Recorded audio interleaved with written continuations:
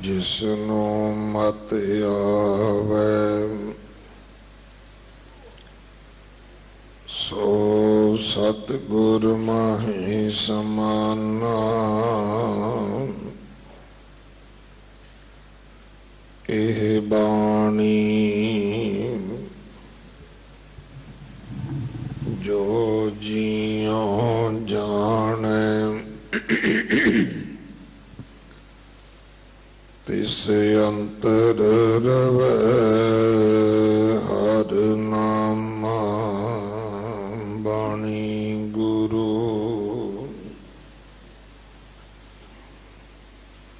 गुरु है बाणी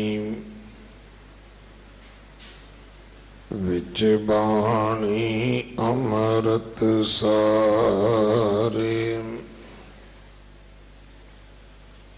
गुर बाणी कहे सेवक जन मानै। पर तख गुरु निस्तारै।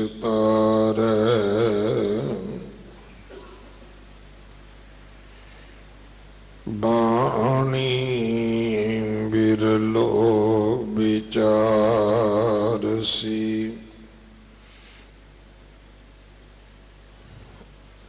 जे को गुरमुख होए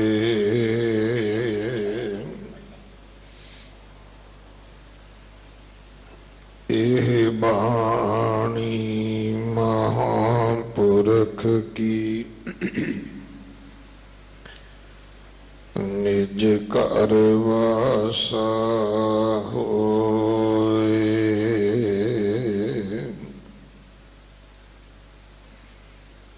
मारो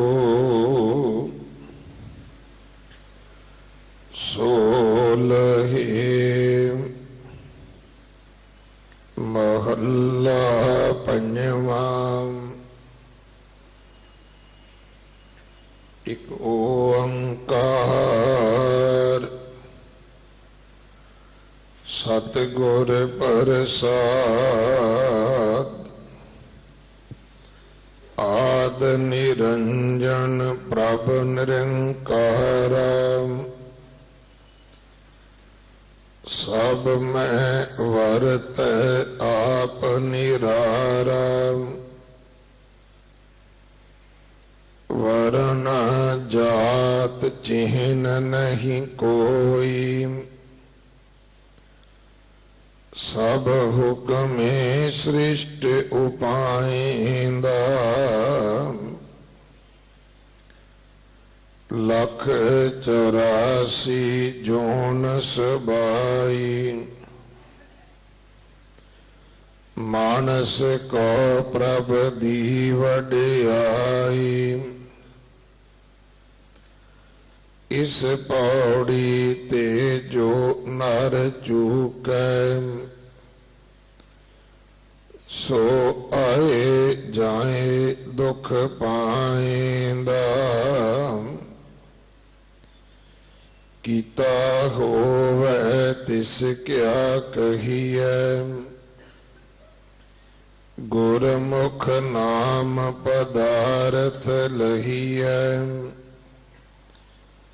जिस आप भुलाए सोई भूलै। सो बूझै जिसै बुझाएंदा। हरख सोग का नगर एह किया। से उभरे जो सतगुर शरणैया।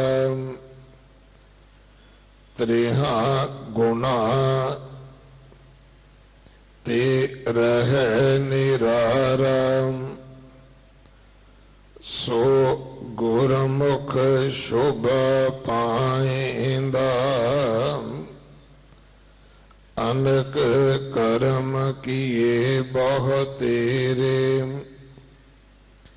जो कीजै सो बंधन पैरे।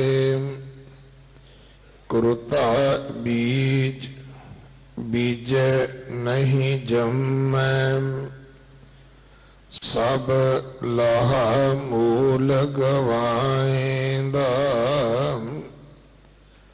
कल जुग में कीर्तन परदाना गुरमुख जपिय लाए ध्याना। आप तरह सगले कुल तारे हर दरगह पत स्यों जाएंदा। खंड पताल दीप सब लोआ सब काल वस आप प्रभ किया। निहचल एक आप अबनाशी सो निहचल जो दिसै ध्याएंदा।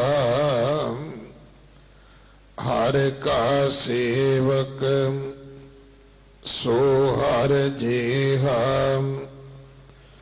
भेद न जानो मानस देहा।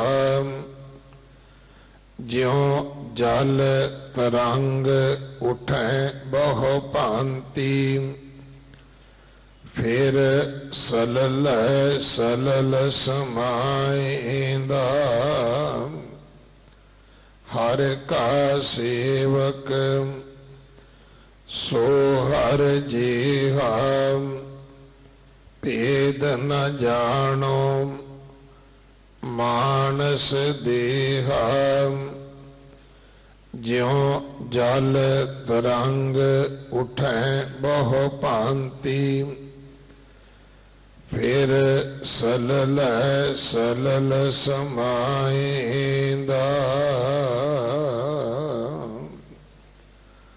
वाहिगुरु जी का खालसा वाहिगुरु जी की फतेह। इस पावन शब्द दे 16 पद हैं। पहले 8 पदियां दी विचार ज्ञानी नवतेज सिंह जी दमदमी टकसाल चौंक मेहता तो आप जी नूं सरवण करवाउणगे। एक दिन का आप जी का समा है। अगों फिर गुरुद्वारा नानक प्यो साहब कुछ दिन लगातार इन्होंने सिद्ध गोष्ठ बाणी की विचार की हाजरी भरनी है। आप संगत वालों प्रबंधक सेवादारां वालों भाई साहब जी होरां दा बहुत बहुत धन्यवाद। अज सिख साहित अते चित्र प्रदर्शनी का आरंभ होना है। 6 नवंबर तक गुरु नानक देव पातशाह महाराज जी दे प्रकाश गुरपुरब नूं समर्पित ये प्रदर्शनी लग रही है। इहदे विच आप जी सिख साहित अते सतगुरु जी दियां बाणी दियां पोथियां बाणी दे गुटके होर जो सिख लिटरेचर है वो आप जी प्राप्त कर सकोगे। 1984 दे विच साडा कतलेआम होया।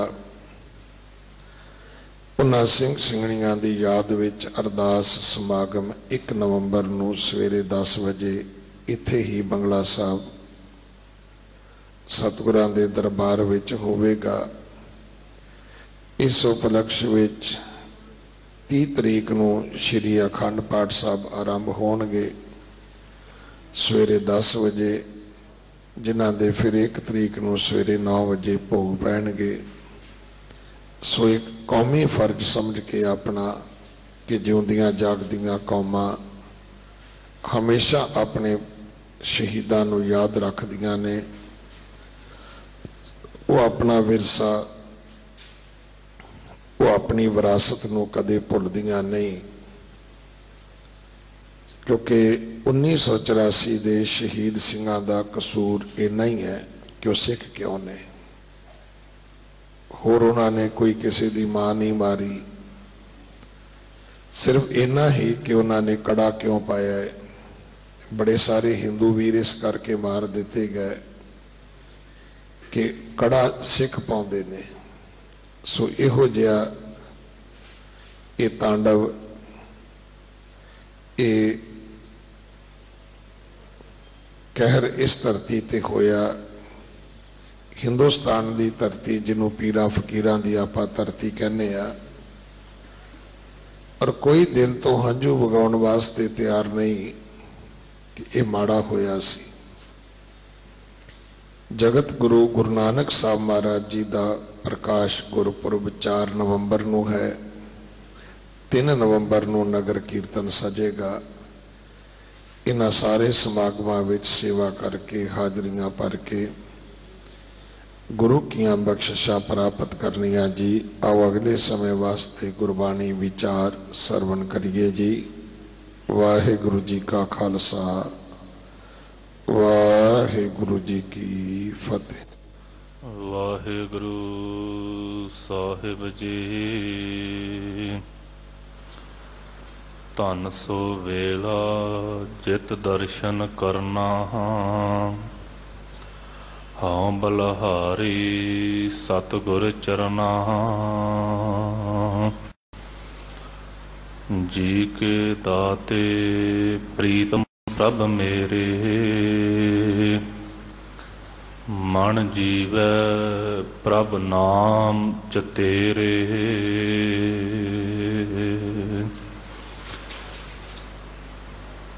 जेता जियो पिंड सब तेरा, तू अंतर जामी पुरख भगवान। दासन दास कहे जन नानक, जेहा तू कराए तेहा हो करी वखियान। दासन दास कहे जन नानक, जेहा तू कराए तेहा हो करी वखियान।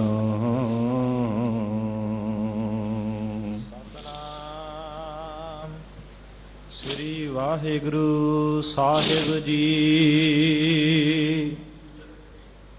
मारू सोहरे महला पंजवा। एक ओंकार सतगुर प्रसाद। आद निरंजन प्रभ निरंकारा। सब मह वरतै आप निरारा। वरन जात चिहन नहीं कोई। सब हुक्मे सृष्ट उपाय दा।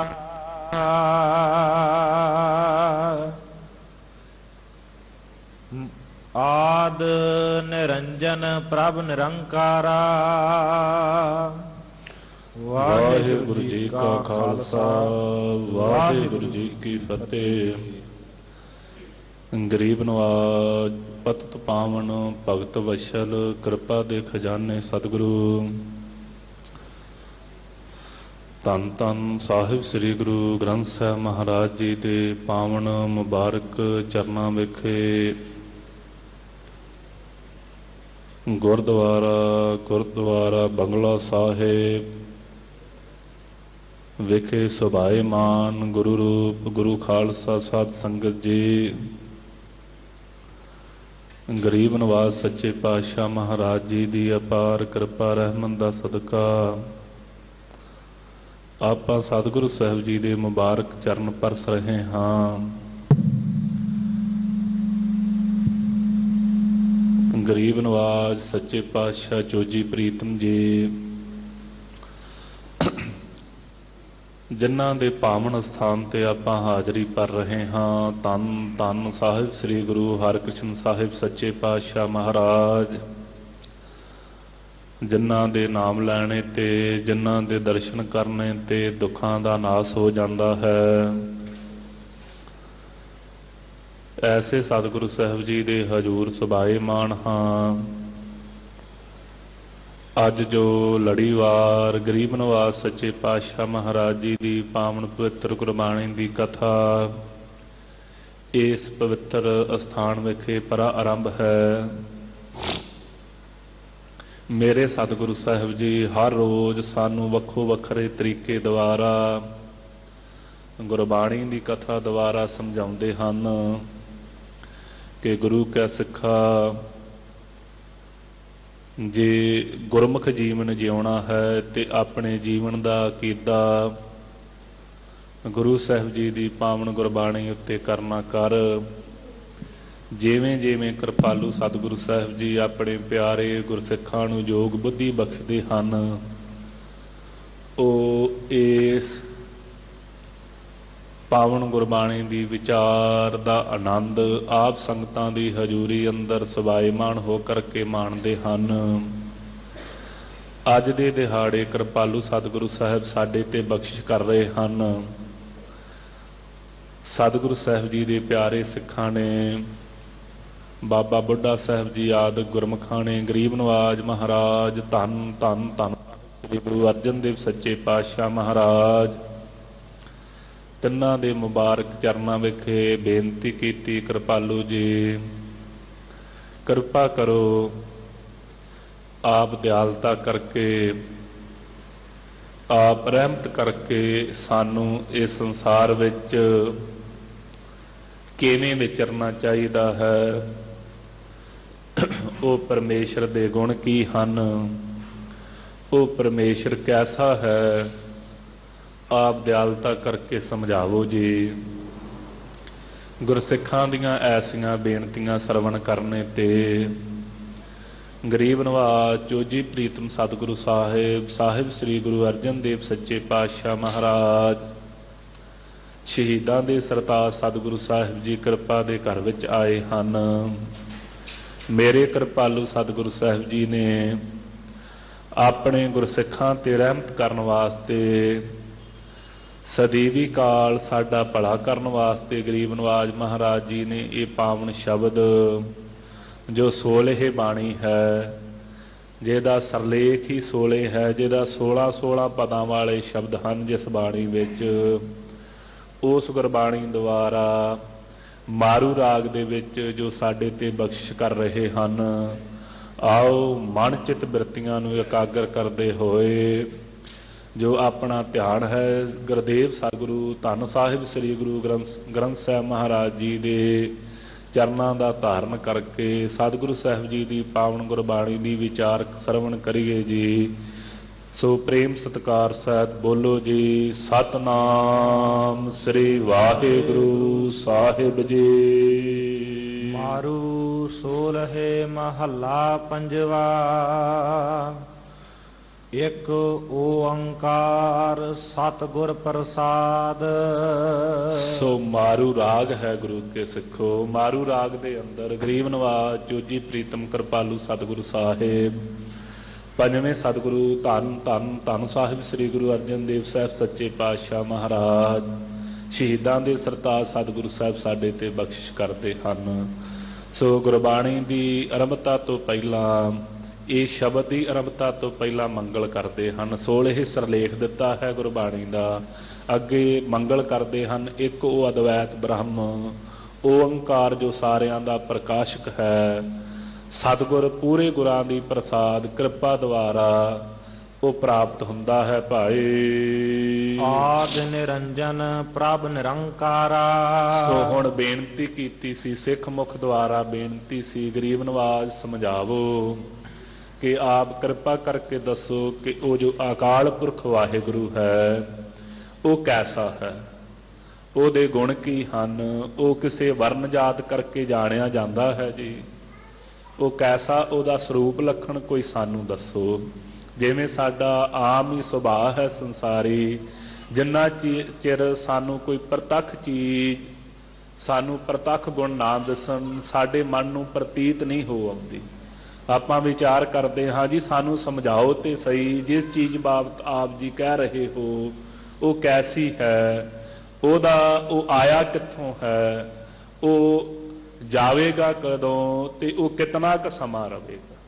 ਕਿਰਪਾਲੂ ਸਤਿਗੁਰੂ ਸਾਹਿਬ ਕਿਰਪਾ ਕਰਦੇ ਹਨ। ਗੁਰੂ ਕੈ ਸਿੱਖਾ ਉਹ ਆਦ ਨਾਮ ਹੈ ਮੂਲ ਦਾ, ਮੁੱਢ ਦਾ। ਉਹ ਆਦ ਤੋਂ ਆਪੋ ਹੀ ਪਰਮੇਸ਼ਰ ਵਾਹਿਗੁਰੂ, ਉਹ ਅਕਾਲ ਪੁਰਖ ਵਾਹਿਗੁਰੂ ਆਪ ਹੀ ਮੁੱਢ ਹੈ ਪੂਰੇ ਸੰਸਾਰ ਦਾ। ਫਿਰ ਜੀ ਨਿਰੰਜਨ, ਉਹ ਨਿਰੰਜਨ, ਕਿਸੇ ਮੈਲ ਤੇ ਦੋਖ ਤੋਂ ਰਹਿਤ ਹੈ ਉਹ ਅਕਾਲ ਪੁਰਖ ਵਾਹਿਗੁਰੂ। ਫਿਰ ਅੱਗੇ ਬਖਸ਼ਿਸ਼ ਕਰਦੇ ਹਨ, ਆਦ ਨਿਰੰਜਨ ਪ੍ਰਭ ਨਿਰੰਕਾਰ, ਉਹ ਪ੍ਰਭੂ ਦਿਆਲਤਾ ਕਰਨ ਵਾਲਾ ਵਾਹਿਗੁਰੂ ਨਿਰਾਕਾਰ ਹੈ, ਕਿਸੇ ਆਕਾਰ ਵਿੱਚ ਨਹੀਂ ਕਿਹਾ ਜਾਂਦਾ ਜੀ। ਸਭ ਮਹਿ ਵਰਤੈ ਆਪ ਨਿਰਾਰਾ, ਤੇ ਜਿਤਨੇ ਜੀਵ ਹਨ ਸਾਰਿਆਂ ਨੂੰ ਪੈਦਾ ਕਰਕੇ ਤੇ ਉਹਨਾਂ ਵਿੱਚ ਆਪ ਨਿਰਾਰਾ ਹੋ ਕਰਕੇ ਵਰਤ ਰਿਹਾ ਹੈ। ਉਹਨੂੰ ਭਾਈ ਕਿਸੇ ਵੀ ਤਰੀਕੇ ਦੇ ਪਾਪ ਦੋਖ ਆਦਿਕ ਉਹਨੂੰ ਨਹੀਂ ਅਕਾਲ ਪੁਰਖ ਵਾਹਿਗੁਰੂ ਨੂੰ ਲੱਗ ਰਹੇ। ਨਿਰਾਰਾ ਹੈ, ਸਾਰਿਆਂ ਦੇ ਵਿੱਚ ਅਭੇਦ ਵੀ ਹੈ ਤੇ ਸਾਰਿਆਂ ਤੋਂ ਪਰੇ ਵੀ ਹੈ, ਸਾਰਿਆਂ ਦਾ ਆਪਣਾ ਸਰੂਪ ਵੀ ਹੈ।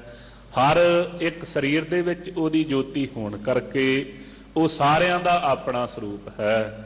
ਐ ਪਰ ਅਨੇਕਾਂ ਹੀ ਸਰੀਰ ਨਵੇਂ ਜਨਮ ਰਹੇ ਹਨ ਤੇ ਅਨੇਕਾਂ ਹੀ ਸਰੀਰ ਇਸ ਸੰਸਾਰ ਤੋਂ ਮਰ ਕਰਕੇ ਜਾ ਰਹੇ ਹਨ। ਉਹ ਸਰੀਰਾਂ ਦੇ ਨਾਲ ਨਾ ਤੇ ਜਨਮ ਰਿਹਾ ਹੈ ਤੇ ਨਾ ਹੀ ਮਰ ਰਿਹਾ ਹੈ। ਜਿਹਨੂੰ ਆਪਾਂ ਦਸਮ ਪਿਤਾ ਸਤਿਗੁਰੂ ਸਾਹਿਬ ਜੀ ਦੀ ਪਾਵਨ ਗੁਰਬਾਣੀ ਵਿੱਚ ਪੜ੍ਹਦੇ ਹਾਂ ਕਿ ਜਿਮੀ ਜਮਾਨ ਕੈ ਬਿਖੈ ਸਮਸਤ ਏਕ ਜੋਤ ਹੈ, ਨਾ ਘਾਟ ਹੈ ਨਾ ਬਾੜ ਹੈ ਨਾ ਬਾੜ ਘਾਟ ਹੋਤ। ਉਹ ਭਾਈ ਸਦੀਵੀ ਅਕਾਲ ਪੁਰਖ ਵਾਹਿਗੁਰੂ ਸਾਰਿਆਂ ਦੇ ਵਿੱਚ ਹੁੰਦਾ ਹੋਇਆ ਵੀ ਨਿਰਾਰਾ ਹੈ। ਜਿਹਨੂੰ ਆਪਾਂ ਪੜ੍ਹਦੇ ਹਾਂ ਸਹਿਸ ਤਵ ਨੈਣ ਨਨ ਨੈਣ ਹੈ ਤੋਹੇ ਕੋ, ਸਹਿਸ ਮੂਰਤ ਨਣਾ ਏਕ ਤੋਹੀ, ਸਹਿਸ ਪਦ ਬਿਮਲ ਨਨ ਏਕ ਪਦ ਗੰਧ ਬਿਨ, ਸਹਿਸ ਤਵ ਗੰਧ ਇਵ ਚਲਤ ਮੋਹੀ। ਜੇ ਮਹਾਰਾਜ ਤੇਰੇ ਸਰਗੁਣ ਸਰੂਪ ਨੂੰ ਤੱਕਦੇ ਹਾਂ ਤੇ ਹਜ਼ਾਰਾਂ ਹੀ ਨੇਤਰ ਆਪ ਜੀ ਦੇ ਅਕਾਲ ਪੁਰਖ ਵਾਹਿਗੁਰੂ, ਜਿਤਨੇ ਵੀ ਸੰਸਾਰ ਦੇ ਜੀਵ ਹਨ, ਇਹ ਜਿਤਨੇ ਪਸ਼ੂ ਪੰਛੀ, ਜਿਤਨੇ ਇਹ ਮਨੁੱਖ ਹਨ, ਗਰੀਬ ਨਵਾਜ ਮਹਾਰਾਜ ਆਪ ਜੀ ਦੀ ਜੋਤੀ ਕਰਕੇ ਸੰਸਾਰ ਤੇ ਚੱਲ ਰਹੇ ਹਨ। ਪਰ ਜੇ ਆਪਾਂ ਇਹ ਵੇਖ ਲਈਏ ਕਿ ਕੇਵਲ ਤੁਸੀਂ ਇਹਨਾਂ ਸਰੀਰਾਂ ਕਰਕੇ ਹੋ ਤੇ ਨਹੀਂ ਮਹਾਰਾਜ, ਆਪ ਇਹਨਾਂ ਤੋਂ ਨਿਆਰੇ ਵੱਖਰੇ ਵੀ ਹੋ, ਨਿਰਾਲੇ ਵੀ ਹੋ। ਆਪ ਇਹਨਾਂ ਸਰੀਰਾਂ ਨੂੰ ਜੋਤੀ ਪ੍ਰਦਾਨ ਕਰਕੇ ਇਹ ਸੰਸਾਰ ਤੇ ਕਿਰਿਆ ਕਰਨ ਦੀ ਸੋਝੀ ਬਖਸ਼ਦੇ ਹੋ। ਪਰ ਜਿਸ ਸਮੇਂ ਇਹਨਾਂ ਸਰੀਰਾਂ ਨੂੰ ਆਪ ਨਾਸ ਕਰ ਲੈਂਦੇ ਹੋ, ਆਪ ਤਾਂ ਵੀ ਇਸ ਸੰਸਾਰ ਤੇ ਸਥਿਰ ਹੋ ਜੀ। ਐਸਾ ਉਹਦਾ ਨਿਆਰਾਪਣ ਹੈ ਉਹ ਅਕਾਲ ਪੁਰਖ ਵਾਹਿਗੁਰੂ ਦਾ ਜੀ। ਵਰਨ ਜਾਤ ਚਿਹਨ ਨਹੀਂ ਕੋਈ, ਸੋ ਹੁਣ ਅੱਗੇ ਬਖਸ਼ਿਸ਼ ਕਰਦੇ ਫਿਰ ਮਹਾਰਾਜ, ਉਹ ਕਿਸੇ ਵਰਨ ਵਿੱਚ ਜ਼ਰੂਰ ਹੋਣਗੇ। ਉਹਨਾਂ ਦਾ ਕੋਈ ਵਰਨ ਕਿਹਾ ਜਾਂਦਾ ਹੋਵੇਗਾ, ਜਿਵੇਂ 4 ਵਰਨ ਮੂਲ ਰੂਪ ਵਿੱਚ ਸੰਸਾਰ ਤੇ ਪ੍ਰਗਟ ਹਨ, ਖੱਤਰੀ ਬ੍ਰਾਹਮਣ ਛੂਤ ਤੇ ਵੈਸ। ਇਹਨਾਂ 4 ਵਰਨਾਂ ਵਿੱਚੋਂ ਉਹ ਕਹੇ ਜਾਂਦੇ ਹੋਣਗੇ। ਕਹਿੰਦੇ ਨਹੀਂ ਭਾਈ, ਉਹ ਅਕਾਲ ਪੁਰਖ ਵਾਹਿਗੁਰੂ, ਉਹ ਸਤਿਗੁਰੂ ਸਾਹਿਬ ਜੀ ਕਿਸੇ ਵਰਨ ਵਿੱਚੋਂ ਵੀ ਨਹੀਂ ਕਹੇ ਜਾਂਦੇ। ਗਰੀਬ ਨਵਾਜ ਮਹਾਰਾਜ ਜੀ ਦੀ ਸਿੱਖੀ ਜਿਵੇਂ ਕਿਸੇ ਵੀ ਵਰਨ ਵਿੱਚੋਂ ਨਹੀਂ ਕਹੀ ਜਾਂਦੀ। ਆਪਾਂ ਗੁਰੂ ਕੇ ਸਿੱਖ ਹਾਂ, ਕੇਵਲ ਖਾਲਸਾ ਨਾਮ ਸਤਿਗੁਰੂ ਸਾਹਿਬ ਜੀ ਨੇ ਦਿੱਤਾ ਹੈ। ਇੱਥੇ ਕਿਸੇ ਵੀ ਜਾਤੀ ਦੇ ਨਾਲ ਕੋਈ ਵੀ ਸੰਬੰਧ ਨਹੀਂ ਰਹਿਣ ਦਿੱਤਾ। ਇਹ ਨਹੀਂ ਭਾਈ ਕਿ ਕਿਹੜੀ ਜਾਤੀ ਵਾਲਾ ਸਿੱਖ ਬਣ ਸਕਦਾ ਹੈ ਤੇ ਕਿਹੜੀ ਵਾਲਾ ਨਹੀਂ, ਕਿਹੜਾ ਉਪਦੇਸ਼ ਦ੍ਰਿੜ ਕਰ ਸਕਦਾ ਹੈ, ਕਿਹੜਾ ਕਰਵਾ ਸਕਦਾ ਹੈ, ਕਿਹੜਾ ਸੇਵਾ ਕਰ ਸਕਦਾ ਹੈ, ਐਸਾ ਕੋਈ ਨਹੀਂ। ਵਰਨਾ ਵਿੱਚ ਤੇ ਵੰਡਿਆ ਹੋਇਆ ਸੀ ਨਾ ਕਿ ਜਿਹੜੇ ਬ੍ਰਾਹਮਣ ਹਨ ਉਹ ਜਗਤ ਦੇ ਗੁਰੂ ਹਨ, ਉਹ ਵਿਦਿਆ ਪੜ੍ਹ ਸਕਦੇ ਨੇ ਤੇ ਗਾਂ ਆਪਣੀ ਕੁਲ ਦੇ ਵਿੱਚ ਪੜ੍ਹਾ ਸਕਦੇ ਨੇ। ਛਤਰੀ ਸ਼ਸਤਰਧਾਰੀ ਹੋ ਕਰਕੇ ਦੇਸ਼ ਦੀ ਰੱਖਿਆ ਕਰਨਗੇ, ਪਰ ਉਹ ਵਿਦਿਆ ਸਰਵਣ ਕਰ ਸਕਦੇ ਹਨ, ਪਰ ਗਾਂ ਕਿਸੇ ਨੂੰ ਵਿਦਿਆ ਦਾ ਦਾਨ ਛਤਰੀ ਦੇ ਨਹੀਂ ਸਕਦਾ। ਫਿਰ ਜਿਹੜੇ ਸ਼ੂਦਰ ਹਨ ਉਹ ਸੇਵਾ ਵਿੱਚ ਹਨ, ਜਿਹੜੇ ਵੈਸ ਹਨ ਉਹ ਕਿਰਤ ਕਰਕੇ ਤੇ ਇਹਨਾਂ ਦੋਵਾਂ ਦਾ ਪੇਟ ਪਾਲਣਗੇ ਤੇ ਨਾਲ ਸ਼ੂਦਰਾਂ ਨੂੰ ਆਪਣੇ ਪਾਸੋਂ ਕੰਮ ਦੇਣਗੇ। ਪਰ ਉਹ ਪਰਮੇਸ਼ਰ ਵਾਹਿਗੁਰੂ ਕਿਸੇ ਜਾਤੀ ਕਰਕੇ ਵੀ ਨਹੀਂ ਜਾਣਿਆ ਜਾਂਦਾ। ਜਿਹੜੇ ਉਹਦੇ ਪਿਆਰੇ ਹਨ ਉਹ ਵੀ ਕਿਸੇ ਜਾਤ ਦਾ ਸਨਮਾਨ ਨਹੀਂ ਕਰਦੇ। ਜਿਵੇਂ ਆਪਾਂ ਸਾਹਿਬ ਸ੍ਰੀ ਗੁਰੂ ਗ੍ਰੰਥ ਸਾਹਿਬ ਮਹਾਰਾਜ, ਜਿਨ੍ਹਾਂ ਨੂੰ ਆਪਾਂ ਸਾਰੇ ਪੜ੍ਹਦੇ ਤੇ ਸੁਣਦੇ ਹਾਂ ਕਿ ਸਤਿਗੁਰੂ ਸਾਹਿਬ ਸਾਹਿਬ ਸ੍ਰੀ ਗੁਰੂ ਗ੍ਰੰਥ ਸਾਹਿਬ ਮਹਾਰਾਜ ਜੋ ਦਸਾਂ ਪਾਤਸ਼ਾਹੀਆਂ ਦੀ ਆਤਮਿਕ ਸਰੂਪ ਹਨ, ਜੋਤ ਹਨ, ਉਹ ਭਾਈ ਸਰਗੁਣ ਸਰੂਪ ਹਨ, ਅਕਾਲ ਪੁਰਖ ਵਾਹਿਗੁਰੂ ਦਾ। ਕਿਉਂ ਭਾਈ, ਕਿਵੇਂ ਮਹਾਰਾਜ ਜੀ ਨੂੰ ਆਪਾਂ ਕਿਸੇ ਵਰਨ ਕਰਕੇ, ਜਾਤ ਕਰਕੇ ਗੁਰੂ ਗ੍ਰੰਥ ਸਾਹਿਬ ਮਹਾਰਾਜ ਜੀ ਨੂੰ ਤੇ ਨਹੀਂ ਨਾ ਜਾਣ ਸਕਦੇ। ਜੇ ਵੇਖਾਂਗੇ ਪ੍ਰੇਮ ਦੇ ਨਾਲ, ਸ਼ਰਧਾ ਭਾਵਨਾ ਦੇ ਨਾਲ, ਜੇ ਮਨ ਵਿੱਚ ਕੋਈ ਦਚਿੱਤੀ ਪੈ ਵੀ ਜਾਵੇ ਕਿ ਕਿਰਪਾਲੂ ਸਤਿਗੁਰੂ ਸਾਹਿਬ ਕਿਹੜੀ ਜਾਤ ਦੇ ਜਾਣੇ ਜਾਣਗੇ, ਤੇ ਸਾਨੂੰ ਇਹੋ ਹੀ ਕਹਿਣਾ ਬਣਾਵੇਗਾ, ਗਰੀਬ ਨਵਾਜ ਆਪ ਜੀ ਜੈਸਾ ਕੋਈ ਹੋਰ ਨਹੀਂ। ਜੇ ਜਿੰਨੇ ਮਰਜ਼ੀ ਵੀ ਦੁਨੀਆ ਦੇ ਧਾਰਮਿਕ ਗ੍ਰੰਥਾਂ ਦਾ ਮੁਤਾਲਿਆ ਕਰ ਲਈਏ, ਹਰ ਗ੍ਰੰਥ ਦੇ ਵਿੱਚੋਂ ਕਿਸੇ ਨਾ ਕਿਤੇ ਜਾ ਕਰਕੇ ਜਾਤੀ ਬੋ ਜ਼ਰੂਰ ਆਵੇਗੀ। ਪਰ ਧੰਨ ਸਤਿਗੁਰੂ ਸਾਹਿਬ ਸ੍ਰੀ ਗੁਰੂ ਗ੍ਰੰਥ ਸਾਹਿਬ ਮਹਾਰਾਜ ਇੱਕ ਕੁੱਲ ਮਨੁੱਖਤਾ ਦੇ ਐਸੇ ਗੁਰੂ ਹਨ। ਕੇਵਲ ਕਿਹਾ ਹੀ ਨਹੀਂ, ਖੱਤਰੀ ਬ੍ਰਾਹਮਣ ਸ਼ੂਦ ਵੈਸ਼ ਉਪਦੇਸ਼ ਚੌ ਵਰਨਾ ਕੋ ਸਾਂਝਾ। ਭਾਈ ਕੇਵਲ ਕਹਿਣ ਮਾਤਰ ਨਹੀਂ ਹੈ, ਗਰੀਬ ਨਵਾਜ ਸੱਚੇ ਪਾਤਸ਼ਾਹ ਮਹਾਰਾਜ ਇਹ ਕਿਰਪਾ ਵੀ ਕਰ ਰਹੇ ਹਨ।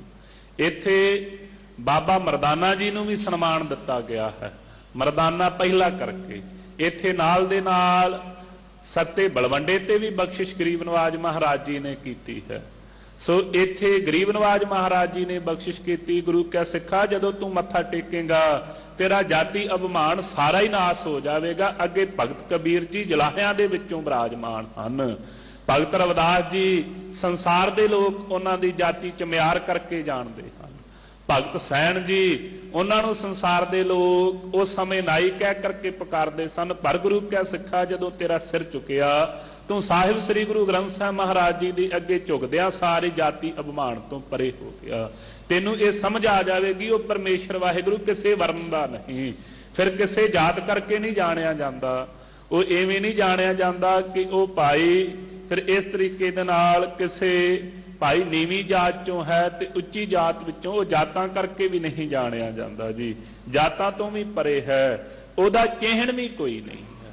ਜਿਵੇਂ ਵਿਸ਼ਨੂੰ ਜੀ ਨੂੰ ਅਨੇਕਾਂ ਚਿੰਨ੍ਹਾਂ ਕਰਕੇ ਜਾਣਿਆ ਜਾਂਦਾ ਹੈ ਕਿ ਉਹਨਾਂ ਦੀ ਖੱਬੀ ਵੱਖੀ ਦੇ ਉੱਤੇ ਪੈਰ ਦਾ ਨਿਸ਼ਾਨ ਹੈ ਕਿ ਜਿੰਨੇ ਵੀ ਅਵਤਾਰ ਵਿਸ਼ਨੂੰ ਦੇ ਹੋਣਗੇ ਉਹਨਾਂ ਦੇ ਐਸਾ ਨਿਸ਼ਾਨ ਪਾਇਆ ਜਾਵੇਗਾ। ਐਸਾ ਉਹ ਪਰਮੇਸ਼ਰ ਵਾਹਿਗੁਰੂ ਨਿਸ਼ਾਨਾ ਕਰਕੇ, ਚਿੰਨ੍ਹਾਂ ਕਰਕੇ ਵੀ ਨਹੀਂ ਜਾਣਿਆ ਜਾਂਦਾ। ਫਿਰ ਜਿਵੇਂ ਸੋ ਭਗਤੀ ਵਾਲੇ ਜਿਹੜੇ ਪੂਜਾ ਚੇਸ਼ਟਾ ਵਾਲੇ ਹਨ, ਉਹ ਆਪਣੇ ਧਿਆਨ ਦੇ ਵਿੱਚ ਉਹ ਪਰਮੇਸ਼ਰ ਨੂੰ ਕਿ ਉਹਦੇ ਗਲ ਵਿੱਚ ਕੰਠੀ ਪਾਈ ਹੋਈ ਹੈ ਐਸਾ ਉਹਦਾ ਚਿੱਤਰ ਬਣਾਉਂਦੇ ਹਨ। ਐਸੇ ਉਹਦੇ ਚਿੰਨ੍ਹਾਂ ਕਰਕੇ ਵੀ ਉਹ ਨਹੀਂ ਜਾਣਿਆ ਜਾਂਦਾ ਜੀ। ਚਿੰਨ੍ਹਾਂ ਤੋਂ ਵੀ ਉਹ ਪਰੇ ਹੈ ਪਰਮੇਸ਼ਰ ਵਾਹਿਗੁਰੂ। ਸਭ ਹੁਕਮੇ ਸ੍ਰਿਸ਼ਟ ਉਪਾਏ ਦਾ। ਸੋ ਇਹ ਜਿਤਨੀ ਵੀ ਸ੍ਰਿਸ਼ਟੀ ਹੈ ਸਤਿਗੁਰੂ ਸਾਹਿਬ ਦਿਆਲਤਾ ਕਰਦੇ ਨੇ, ਉਹ ਆਪਣੇ ਹੁਕਮ ਵਿੱਚ ਹੀ ਉਪਾਏ ਦਾ ਪੈਦਾ ਕਰ ਰਿਹਾ ਹੈ। ਜਿਤਨੀ ਵੀ ਸ੍ਰਿਸ਼ਟੀ ਹੈ ਉਹਨੂੰ ਆਪਣੇ ਹੁਕਮ ਵਿੱਚ ਹੀ ਉਹ ਪੈਦਾ ਕਰਨ ਵਾਲਾ ਹੈ ਜੀ। 184 ਜੋਨ ਸਬਾਈ। ਮਹਾਰਾਜ ਕਿਵੇਂ ਪੈਦਾ ਕੀਤੀ? ਕਹਿੰਦੇ 184 84 ਲੱਖ ਜੂਨਾਂ ਉਹ ਪਰਮੇਸ਼ਰ ਵਾਹਿਗੁਰੂ ਨੇ ਸਬਾਈ ਪੈਦਾ ਕੀਤੀਆਂ ਹਨ। ਹੁਣ ਜੇ ਭਾਈ ਇਹਦੇ ਤੇ ਵੀ ਜਿਵੇਂ ਸਾਡਾ ਸੁਭਾਅ ਬਣ ਗਿਆ ਕਿ ਕਿੰਤੂ ਹੀ ਕਰਨਾ ਹੈ, ਹਰ ਪਦੇ ਤੇ ਜਿਤਨੀ ਕੁ ਸਾਡੀ ਸ਼ਮਤਾ ਹੈ ਅਸੀਂ ਉਸੇ ਹੀ ਸ਼ਮਤਾ ਦੁਆਰਾ ਪਰਮੇਸ਼ਰ ਦਾ ਅੰਦਾਜ਼ਾ ਲਾਉਣ ਦਾ ਯਤਨ ਕਰਦੇ ਹਾਂ। ਨਹੀਂ ਭਾਈ, ਨਹੀਂ ਲਾਇਆ ਜਾਵੇਗਾ। ਜਿਵੇਂ ਆਮ ਹੀ ਸਾਡੀ ਪੰਜਾਬੀ ਦੀ ਦੇਸੀ ਜੀ ਕਹਾਵਤ ਹੈ ਵੀ ਕੀੜੀ ਲਈ ਠੂਠਾ ਹੀ ਦਰਿਆ ਹੁੰਦਾ, ਕਿ ਠੂਠੇ ਵਿੱਚ ਕੋਈ ਕੀੜੀ ਪੈ ਗਈ, ਬਹੁਤਾ ਸਮਾਂ ਵਿਚਾਰੀ ਤਰਦੀ ਰਹੀ ਉਹਦੇ ਵਿੱਚ, ਉਹਦੇ ਕੋਲੋਂ ਕਿਸੇ ਪਾਸੇ ਬਾਹਰ ਨਾ ਨਿਕਲਿਆ ਜਾਵੇ। ਠੂਠਾ ਹੈ ਤੇ ਵੇਖਣ ਨੂੰ ਛੋਟਾ ਜਿਹਾ ਨਾ ਜੀ, ਪਰ ਬੜਾ ਸਮਾਂ ਬਤੀਤ ਹੋ ਗਿਆ, ਕਿਸੇ ਭਲੇ ਪੁਰਸ਼ ਦੀ ਨਿਗਾਹ ਪਈ, ਉਹਨੇ ਪਕੜ ਕਰਕੇ ਉਸ ਨੂੰ ਬਾਹਰ ਕੱਢ ਦਿੱਤਾ। ਨਾਲ ਦੀਆਂ ਕੀੜੀਆਂ ਪੁੱਛਦੀਆਂ ਨੇ, ਕਹਿੰਦੀਆਂ ਕਿੱਥੇ ਰਹਿ ਗਈ ਸੀ ਅੱਜ? ਕਹਿੰਦੀ ਭੈਣੇ ਕੀ ਦੱਸਾਂ, ਮੈਂ ਤੇ ਦਰਿਆ ਵਿੱਚ ਗੋਤੇ ਖਾਂਦੀ ਖਾਂਦੀ ਬਚੀਆਂ, ਦਰਿਆ ਵਿੱਚ ਪਈ ਹੋਈ ਸੀ। ਸੋ ਉਹ ਨਾਲ ਦੀਆਂ ਪੁੱਛਣ ਲੱਗੀਆਂ, ਕਹਿੰਦੀਆਂ ਕਿੱਡਾ ਕੁ ਦਰਿਆ ਸੀ? ਕਹਿੰਦੀ ਜੀ ਬੜੇ ਪੈਰ ਮਾਰੇ ਪਰ ਉਹਦਾ ਮੈਨੂੰ ਕੰਢਾ ਨਹੀਂ ਸੀ ਇੱਥੇ ਆਉਂਦਾ। ਉੱਥੇ ਕਹਿੰਦੇ ਜੀ ਲਾਗੋਂ ਕੋਈ ਡੱਡੂ ਤੁਰਿਆ ਜਾਂਦਾ ਸੀ, ਉਹ ਕਹਿਣ ਲੱਗਾ ਭੈਣੇ ਕਿੰਨੀ ਕੁ ਛੇਤੀ ਤੂੰ ਪਹੁੰਚ ਜਾਂਦੀ ਸੀ ਉਹਦੇ ਕੰਢੇ ਲਾਗੇ? ਕਹਿੰਦੀ ਇੱਕ ਦੋ ਵਾਰੀ ਪੈਰ ਜੇ ਲੱਗੇ, ਉਹ ਛਾਲ ਮਾਰ ਕੇ ਟੱਪ ਕੇ ਟਪੂਸੀ ਜੀ ਮਾਰ ਕੇ ਕਹਿੰਦਾ ਐਡਾ ਕੁ ਜ਼ਰੂਰ ਹੋਵੇਗਾ। ਕਹਿਣ ਲੱਗੀ ਨਹੀਂ ਭਰਾਵਾ, ਇਹ ਤੇ ਬਹੁਤ ਵੱਡਾ ਹੋ ਗਿਆ, ਇੰਨੀ ਦੂਰ ਤੇ ਮੇਰੇ ਕੋਲੋਂ ਨਹੀਂ ਸੀ ਜਾਇਆ ਗਿਆ। ਕਹਿਣ ਲੱਗਾ ਫਿਰ ਉਹ ਹੈ ਹੀ ਠੂਠਾ ਹੀ ਹੋਣਾ। ਇਹ ਸੀ ਖੂਹ ਦਾ ਡੱਡੂ, ਇਹਨੇ 4 ਟਪੂਸੀਆਂ ਮਾਰ ਕੇ ਤੇ ਥੋੜੀ ਜੀ ਅਗਾਂਹ ਕੋਈ ਨਦੀ ਵਗਦੀ ਸੀ, ਉਹਦੇ ਵਿੱਚ ਜਾ ਕਰਕੇ ਕਹਿਣ ਲੱਗਾ ਐਡਾ ਹੋਵੇਗਾ। ਮੱਛੀਆਂ ਕਹਿਣ ਲੱਗੀਆਂ ਨਹੀਂ, ਦਰਿਆ ਇਹਦੇ ਨਾਲੋਂ ਵੱਡਾ ਹੈ। ਭਰਾਵਾ ਤੈਨੂੰ ਵੀ ਨਹੀਂ ਪਤਾ, ਉਹਦੇ ਕੰਢੇ ਹੱਥ 'ਚ ਨਹੀਂ ਆਉਂਦੇ। ਉਸ ਸਮੇਂ ਕਹਿਣ ਲੱਗਾ ਐਵੇਂ ਝੂਠ ਨਾ ਬੋਲੋ। ਐਵੇਂ ਹੀ ਸਾਡਾ ਸੁਭਾਅ ਬਣਿਆ ਹੋਇਆ। ਜਿਤਨਾ ਸਾਨੂੰ ਕੋਈ ਪੁਸਤਕਾਂ ਪੜ੍ਹ ਕੇ ਗਿਆਨ ਆ ਗਿਆ, ਕਿਸੇ ਨੂੰ ਭਾਈ ਕੋਈ ਪ੍ਰੇਮਾ ਭਗਤੀ ਕੀਤੀ, ਪ੍ਰੇਮਾ ਭਗਤੀ ਵਾਲੇ ਤੇ ਚੋਪੀ ਹੋ ਜਾਂਦੇ ਨੇ। ਉਹਨਾਂ ਨੂੰ ਪਤਾ ਲੱਗ ਜਾਂਦਾ ਹੈ ਕਿ ਪਰਮੇਸ਼ਰ ਵਾਹਿਗੁਰੂ ਦੀ ਜਿਹੜੀ ਕਲਾ ਹੈ ਉਹ ਪਰੇ ਤੋਂ ਪਰੇ ਹੈ। ਪਰ ਜਿਨ੍ਹਾਂ ਦਾ ਥੋੜਾ ਜਿਹਾ ਗਿਆਨ ਹੈ, ਡੱਡੂ ਤੇ ਕੀੜੀ ਦੀ ਨਿਆਈ, ਉਹ ਫਿਰ ਟਪੂਸੀਆਂ ਮਾਰਦੇ ਨੇ ਜਾਂ ਫਿਰ ਦੱਸਣ ਦਾ ਯਤਨ ਕਰਦੇ ਨੇ ਕਿ ਸਾਡੇ ਪਾਸੋਂ ਪੁੱਛ ਲਵੋ ਜੀ, ਸਾਨੂੰ ਬੜਾ ਪਤਾ ਲੱਗ ਗਿਆ। ਉਹ ਫਿਰ ਇਸ ਗੱਲ ਤੇ ਵੀ ਕਿੰਤੂ ਕਰ ਸਕਦੇ ਨੇ ਜੀ 84 ਲੱਖ ਜੂਨ ਸਾਨੂੰ ਤੇ ਦਿਸੀ ਨਹੀਂ। ਇਹ ਐਵੇਂ ਕੋਈ ਅੰਤਰੀਵੀ ਅਰਥ ਹੋਣਗੇ, ਬਾਹਰੋਂ ਤੇ ਲੱਗਦੇ ਨੇ। ਪਿੱਛੇ ਜੇ ਵਿਗਿਆਨੀਆਂ ਨੇ ਖੋਜ ਕੀਤੀ ਹੈ ਕਿ ਸਾਨੂੰ 500 ਤਰ੍ਹਾਂ ਦੀਆਂ ਮੱਛੀ ਦੀਆਂ ਜਾਤਾਂ ਹੀ ਸਮੁੰਦਰ ਚੋਂ ਪ੍ਰਾਪਤ ਹਨ। ਸੋ ਵੱਖੋ ਵੱਖਰੀਆਂ ਜਾਤਾਂ, ਇਵੇਂ 42 ਲੱਖ ਜੀ ਜਲ ਮਹਿ ਬਸਤੇ। ਆਪਾਂ ਗੁਰਬਾਣੀ ਚ ਪੜ੍ਹਦੇ, ਕੱਲੇ ਜਲ ਦੇ ਵਿੱਚ ਹੀ 42 ਲੱਖ ਤਰ੍ਹਾਂ ਦੀਆਂ ਜਾਤੀਆਂ ਉਹ ਪਰਮੇਸ਼ਰ ਵਾਹਿਗੁਰੂ ਨੇ ਪੈਦਾ ਕੀਤੀਆਂ ਹਨ। ਐਸਾ ਜੋ ਅਕਾਲ ਪੁਰਖ ਵਾਹਿਗੁਰੂ ਕਹਿੰਦੇ ਉਹਦੇ ਹੁਕਮ ਦੇ ਅੰਦਰ ਸ੍ਰਿਸ਼ਟੀ ਇਹ ਜਿਹੜੀ ਪੈਦਾ ਹੋ ਰਹੀ ਹੈ, ਆਪਣੇ ਹੁਕਮ ਦੇ ਅੰਦਰ ਹੀ ਇਹਨਾਂ ਸਾਰੇ ਜੀਵਾਂ ਨੂੰ ਰੋਜੀ ਪ੍ਰਦਾਨ ਕਰ ਰਿਹਾ ਹੈ। ਆਪਣੇ ਹੁਕਮ ਅੰਦਰ ਹੀ ਇਹਨਾਂ ਨੂੰ ਉਹਨੇ ਪੈਦਾ ਕੀਤਾ, ਪਰਿਪੂਰਨ ਕੀਤਾ ਹੈ, ਤੇ ਆਪਣੇ ਹੁਕਮ ਦੇ ਅੰਦਰ ਹੀ ਇਹਨਾਂ ਦੀ ਲਾਇਤਾ ਕਰ ਰਿਹਾ। ਜਿਹਨੂੰ ਆਪਾਂ ਪਾਵਨ ਗੁਰਬਾਣੀ ਸ੍ਰੀ ਜਪਜੀ ਸਾਹਿਬ ਜੀ ਦੇ ਵਿੱਚ ਪੜ੍ਹਦੇ ਹਾਂ। ਜਪ ਨਾਮ ਹੈ ਬਾਣੀ ਦਾ, ਜੀ ਆਪਾਂ ਸਤਕਾਰ ਵਜੋਂ ਤੇ ਗੁਰਮੁਖ ਅਰਥ ਵੀ ਕਰਦੇ ਹਨ ਕਿ ਜਪ ਇਹ ਜਪਣੇ ਯੋਗ ਬਾਣੀ ਹੈ। ਇਹਨੂੰ ਜੀ ਹਿਰਦੇ ਕਰਕੇ ਜਪਿਆ ਕਰ, ਤੇਰੀ ਉਹ ਅਕਾਲ ਪੁਰਖ ਵਾਹਿਗੁਰੂ ਨਾਲ ਪ੍ਰਾਪਤੀ ਹੋ ਜਾਵੇਗੀ, ਤੈਨੂੰ ਉਹ ਪਰਮੇਸ਼ਰ ਵਾਹਿਗੁਰੂ ਮਿਲ ਜਾਵੇਗਾ। ਐਸੀ ਜੋ ਬਾਣੀ ਹੈ ਉਸ ਵਿੱਚ ਗਰੀਬ ਨਵਾਜ ਮਹਾਰਾਜ ਜੀ ਦੀ ਆਪਾਂ ਬਖਸ਼ਿਸ਼ ਪੜ੍ਹਦੇ ਹਾਂ। ਸਤਿਗੁਰੂ ਸਾਹਿਬ ਕਹਿੰਦੇ, ਇੱਕ ਸੰਸਾਰੀ ਇੱਕ ਭੰਡਾਰੀ ਇੱਕ ਲਾਏ ਦੀ ਬਾਣ, ਜਿਵ ਤਿਸ ਭਾਵੈ ਤਿਵੈ ਚਲਾਵੈ, ਜਿਵ ਹੋਵੈ ਫਰਮਾਨ, ਉਹ ਵੇਖੈ ਉਹਨਾਂ ਨਜ਼ਰ ਨਾ ਆਵੇ, ਬਹੁਤਾ ਇਹੋ ਵਡਾਣ। ਸੋ ਭਾਈ ਆਪ ਹੀ ਸਾਰੀ ਸ੍ਰਿਸ਼ਟੀ ਨੂੰ ਰਚਣ ਵਾਲਾ 84 ਲੱਖ ਜੂਨਾਂ ਉਹ ਪਰਮੇਸ਼ਰ ਵਾਹਿਗੁਰੂ ਨੇ ਆਪਣੀ ਦਿਆਲਤਾ ਅੰਦਰ ਪੈਦਾ ਕੀਤੀਆਂ ਹਨ ਜੀ। ਮਾਨਸ ਕਉ ਪ੍ਰਭ ਦੀ ਵਡਿਆਈ, ਤੇ ਮਨੁੱਖਾ ਦੇਹੀ ਨੂੰ ਇਹ 84 ਲੱਖ ਜੂਨੀ ਦੇ ਵਿੱਚੋਂ ਵਡਿਆਈ ਬਖਸ਼ੀ ਹੈ। ਸੋ ਇਸ ਧਰਤੀ ਮੈਂ ਤੇਰੀ ਸਰਦਾਰੀ ਬਖਸ਼ੀ ਹੈ, ਵਡਿਆਈ ਦਿੱਤੀ ਹੈ। ਭਾਈ ਇਸ ਦੇਹੀ ਕੋ ਸਿਮਰੇ ਦੇਵ, ਸੋ ਦੇਹੀ ਭਜ ਹਰ ਕੀ ਸੀ। ਇਹ ਮਨੁੱਖਾ ਦੇਹੀ ਵਡਿਆਈ ਬਖਸ਼ੀ ਹੋਈ ਹੈ। ਮਨੁੱਖਾ ਦੇਹੀ ਨੂੰ ਵੇਖ, ਤੂੰ ਹੱਥਾਂ ਦੁਆਰਾ ਕਾਰ ਕਰ ਸਕਦਾ ਹੈ, ਪੈਰਾਂ ਦੁਆਰਾ ਚੱਲ ਸਕਦਾ ਹੈ, ਨਾਲ ਤੈਨੂੰ ਬੁੱਧੀ ਦਿੱਤੀ ਹੈ ਐਸੀ ਚੱਪਲ ਕਿ ਜਿਹਦੇ ਦੁਆਰਾ ਤੂੰ ਨਿਰਣਾ ਕਰ ਸਕਦਾ ਹੈ ਕਿ ਗੁਰੂ ਕੀ ਸੰਗਤ ਵਿੱਚ ਜਾਣਾ ਹੈ। ਤੈਨੂੰ ਕਿੰਨੇ ਸੋਹਣੇ ਨੇਤਰ ਦਿੱਤੇ ਨੇ, ਤੈਨੂੰ ਰਸਨਾ ਦਿੱਤੀ ਹੈ ਨਾਮ ਜਪਣ ਲਈ, ਇਹ ਕੰਨ ਦਿੱਤੇ ਨੇ। ਵਡਿਆਈ ਕਿਉਂ ਹੈ? ਤੂੰ ਕੰਨਾਂ ਦੁਆਰਾ ਨਾਮ ਸਰਵਣ ਕਰ ਸਕਦਾ ਹੈ, ਰਸਨਾ ਦੁਆਰਾ ਕਹਿ ਸਕਦਾ ਹੈ, ਬੁੱਧੀ ਦੁਆਰਾ ਨਿਰਣਾ ਕਰ ਸਕਦਾ ਹੈ, ਪੈਰਾਂ ਦੁਆਰਾ ਚੱਲ ਸਕਦਾ ਹੈ, ਹੱਥਾਂ ਦੁਆਰਾ ਕਾਰ ਕਰ ਸਕਦਾ। ਵੇਖ ਅਨੇਕਾਂ ਹੋਰ ਜਾਤੀਆਂ ਹਨ ਕਿ ਕਈਆਂ ਦੇ ਪਾਸ ਇਤਨਾ ਸਰੀਰਕ ਬਾਲੀ ਨਹੀਂ ਕਿ ਇੱਕ ਥਾਂ ਤੋਂ ਦੂਸਰੇ ਥਾਂ ਤੇ ਚੱਲ ਕੇ ਜਾ ਸਕਣ। ਜੇ ਕਿਸੇ ਦੇ ਪਾਸ ਬਲ ਹੈ, ਉਹਦੇ ਪਾਸ ਬੁੱਧੀ ਕੋਈ ਨਹੀਂ ਦਿੱਤੀ ਪਰਮੇਸ਼ਰ ਨੇ, ਉਹ ਬੁੱਧ ਤੋਂ ਹੀਣਾ ਹੈ। ਉਹਨੂੰ ਆਪਾਂ ਬੈਲ ਬੁੱਧੀ, ਡੰਗਰ ਬੁੱਧੀ ਕਹਿ ਦਿੰਦੇ ਹਾਂ। ਤਾਈਓ ਸਤਿਗੁਰੂ ਸਾਹਿਬ ਜੀ ਨੇ ਕਿਹਾ ਨਾ, ਚਾਰ ਪਾਵ ਦੋ ਸਿੰਘ ਗੁੰਗ, ਮੁਖ ਤਬ ਕੈਸੇ ਗੁਣ ਗਈ ਹੈ, ਊਠਤ ਬੈਠਤ ਠੇਗਾ ਪਰ ਹੈ, ਤਬ ਕਤ ਮੂੰਡਲ ਕਈ ਹੈ, ਹਰਬਣ ਬੈਲ ਬਰਾਨੇ ਹੋਈ ਹੈ, ਫਾਟੇ ਨਾਕਣ ਟੂਟੇ ਕਾਂਦਣ, ਕੋਦੋ ਘੂਪੁਸ ਖਈ ਹੈ, ਸਾਰੋ ਦਿਨ ਡੋਲਤ ਬਣ ਮਹੀਆ, ਅਜੋ ਨਾ ਪੇਟ ਅਗਈ ਹੈ, ਜਨ ਭਗਤਨ ਕੋ ਕਹੋ ਨਾ ਮਾਨੋ, ਕੀਓ ਆਪਣੋ ਪਈ। ਭਾਈ ਵੇਖ ਵਿਚਾਰ ਕਰ, ਹੁਣ ਤੇ ਮਨੁੱਖਾ ਦੇਹੀ ਵਡਿਆਈ ਵਾਲੀ ਦੇਹੀ ਪਰਮੇਸ਼ਰ ਵਾਹਿਗੁਰੂ ਨੇ ਤੈਨੂੰ ਬਖਸ਼ੀ ਹੈ। ਸੋ ਵਿਚਾਰ ਕਰ ਲੈ, ਇਹਨੂੰ ਵਡਿਆਈ ਤਾਂ ਹੈ ਇਹ ਮਨੁੱਖਾ ਦੇਹੀ ਤੂੰ ਇੱਥੇ ਸੰਸਾਰ ਦੇ ਉੱਤੇ ਇਸ ਦੇਹੀ ਦੁਆਰਾ ਪਰਮੇਸ਼ਰ ਵਾਹਿਗੁਰੂ ਦੀ ਪ੍ਰੇਮਾ ਭਗਤੀ ਨਾਮ ਬਾਣੀ ਸਿਮਰਨ ਕਰਨ ਵਾਸਤੇ ਆਇਆ। ਸੋ ਇਹਦੇ ਦੁਆਰਾ ਸਿਮਰਨ ਕਰ, ਇਹਨੂੰ ਵਡਿਆਈ ਬਖਸ਼ੀ ਹੈ। ਬੁੱਧੀ ਦੁਆਰਾ ਨਿਰਣਾ ਕਰਨ ਦੀ, ਅੱਖਾਂ ਦੁਆਰਾ ਵੇਖਣ ਦੀ, ਗੁਰੂ ਦੀਆਂ ਸੰਗਤਾਂ ਦੇ ਦਰਸ਼ਨ ਦੀਦਾਰ ਕਰਨ ਦੀ, ਹੱਥਾਂ ਦੁਆਰਾ ਇਹ ਗੁਰੂ ਦੀਆਂ ਸੰਗਤਾਂ ਦੇ ਜੋੜੇ ਝਾੜਨ ਦੀ ਤੈਨੂੰ ਵਡਿਆਈ ਤੈਨੂੰ ਬਖਸ਼ੀ ਹੈ ਨਾ।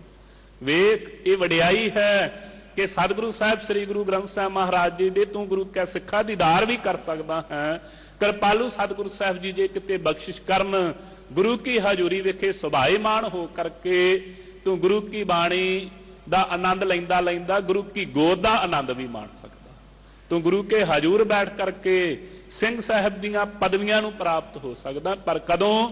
ਜਦੋਂ ਤੂੰ ਮਨੁੱਖਾ ਦੇਹੀ ਚ ਹੋਵੇਂ ਇਹ ਕਿਸੇ ਹੋਰ ਨੂੰ ਤੇ ਨਹੀਂ ਨਾ ਮਿਲ ਸਕਦੀ ਜੀ। ਕੋਈ ਹੋਰ ਜਾਤੀ ਹੈ ਜਿਹੜਾ ਇਹ ਦਾਅਵਾ ਕਰ ਸਕੇ ਕਿ ਮੈਂ ਸਰਦਾਰ ਹਾਂ, ਮੇਰੀ ਸਕਦਾਰੀ ਹੈ ਸੰਸਾਰ ਦੇ ਅੰਦਰ? ਨਹੀਂ ਭਾਈ, ਕੇਵਲ ਤੇ ਕੇਵਲ ਤੈਨੂੰ ਵਡਿਆਈ ਬਖਸ਼ੀ ਹੈ। ਗਰੀਬ ਨਵਾਜ ਕਿਰਪਾ ਕਰ ਰਹੇ ਹਨ, 84 ਲੱਖ ਜੋਨ ਅਪਾ ਕਰਕੇ ਪਰਮੇਸ਼ਰ ਵਾਹਿਗੁਰੂ ਨੇ ਇਹ ਵਡਿਆਈ ਬਖਸ਼ੀ ਹੈ ਜੀ ਮਨੁੱਖਾ ਦੇਹੀ ਦੇ ਅੰਦਰ। ਇਸ ਪੌੜੀ ਤੇ ਜੋ ਨਰ ਚੁਕੈ। ਗਰੀਬ ਨਵਾਜ, ਜੇ ਆਪ ਜੀ ਦੀ ਇਹ ਬਖਸ਼ਿਸ਼ ਕੀਤੀ ਹੋਈ ਦੇਹੀ ਮਨੁੱਖਾ ਦੇਹੀ ਪ੍ਰਾਪਤ ਕਰਕੇ ਭਲਾ ਕੋਈ ਸਿਮਰਨ ਭਗਤੀ ਨਾ ਹੀ ਕਰੇ, ਆਪ ਜੀ ਦਾ ਨਾਮ ਨਾ ਹੀ ਜਪੇ, ਤੇ ਫਿਰ ਜੀ ਮਹਾਰਾਜ ਕਹਿੰਦੇ ਜਿਹੜਾ ਇਸ ਪੌੜੀ ਤੋਂ ਨਰ ਚੁੱਕ ਜਾਵੇ ਨਾ, ਜਿਹਦਾ ਪੈਰ ਸਿੱਧੇ ਦੇਸੀ ਜੇ ਅਰਥੀ ਕਰ ਲਈਏ ਕਿ ਇਸ ਡੰਡੇ ਤੋਂ ਫਿਸਲ ਗਿਆ, ਐਵੇਂ ਮੰਨ ਲਓ ਕਿ 84 ਲੱਖ ਜੋਨ ਚ ਪਾਉਂਦਿਆਂ ਪਾਉਂਦਿਆਂ ਇਹ ਅਖੀਰਲਾ ਡੰਡਾ ਸੀ ਜਿਹਦੇ ਉੱਤੇ ਆਪਣਾ ਪੈਰ ਇਹ ਮਨੁੱਖਾ ਦੇਹੀ ਕਰਕੇ ਰੱਖਿਆ ਹੋਇਆ ਹੈ।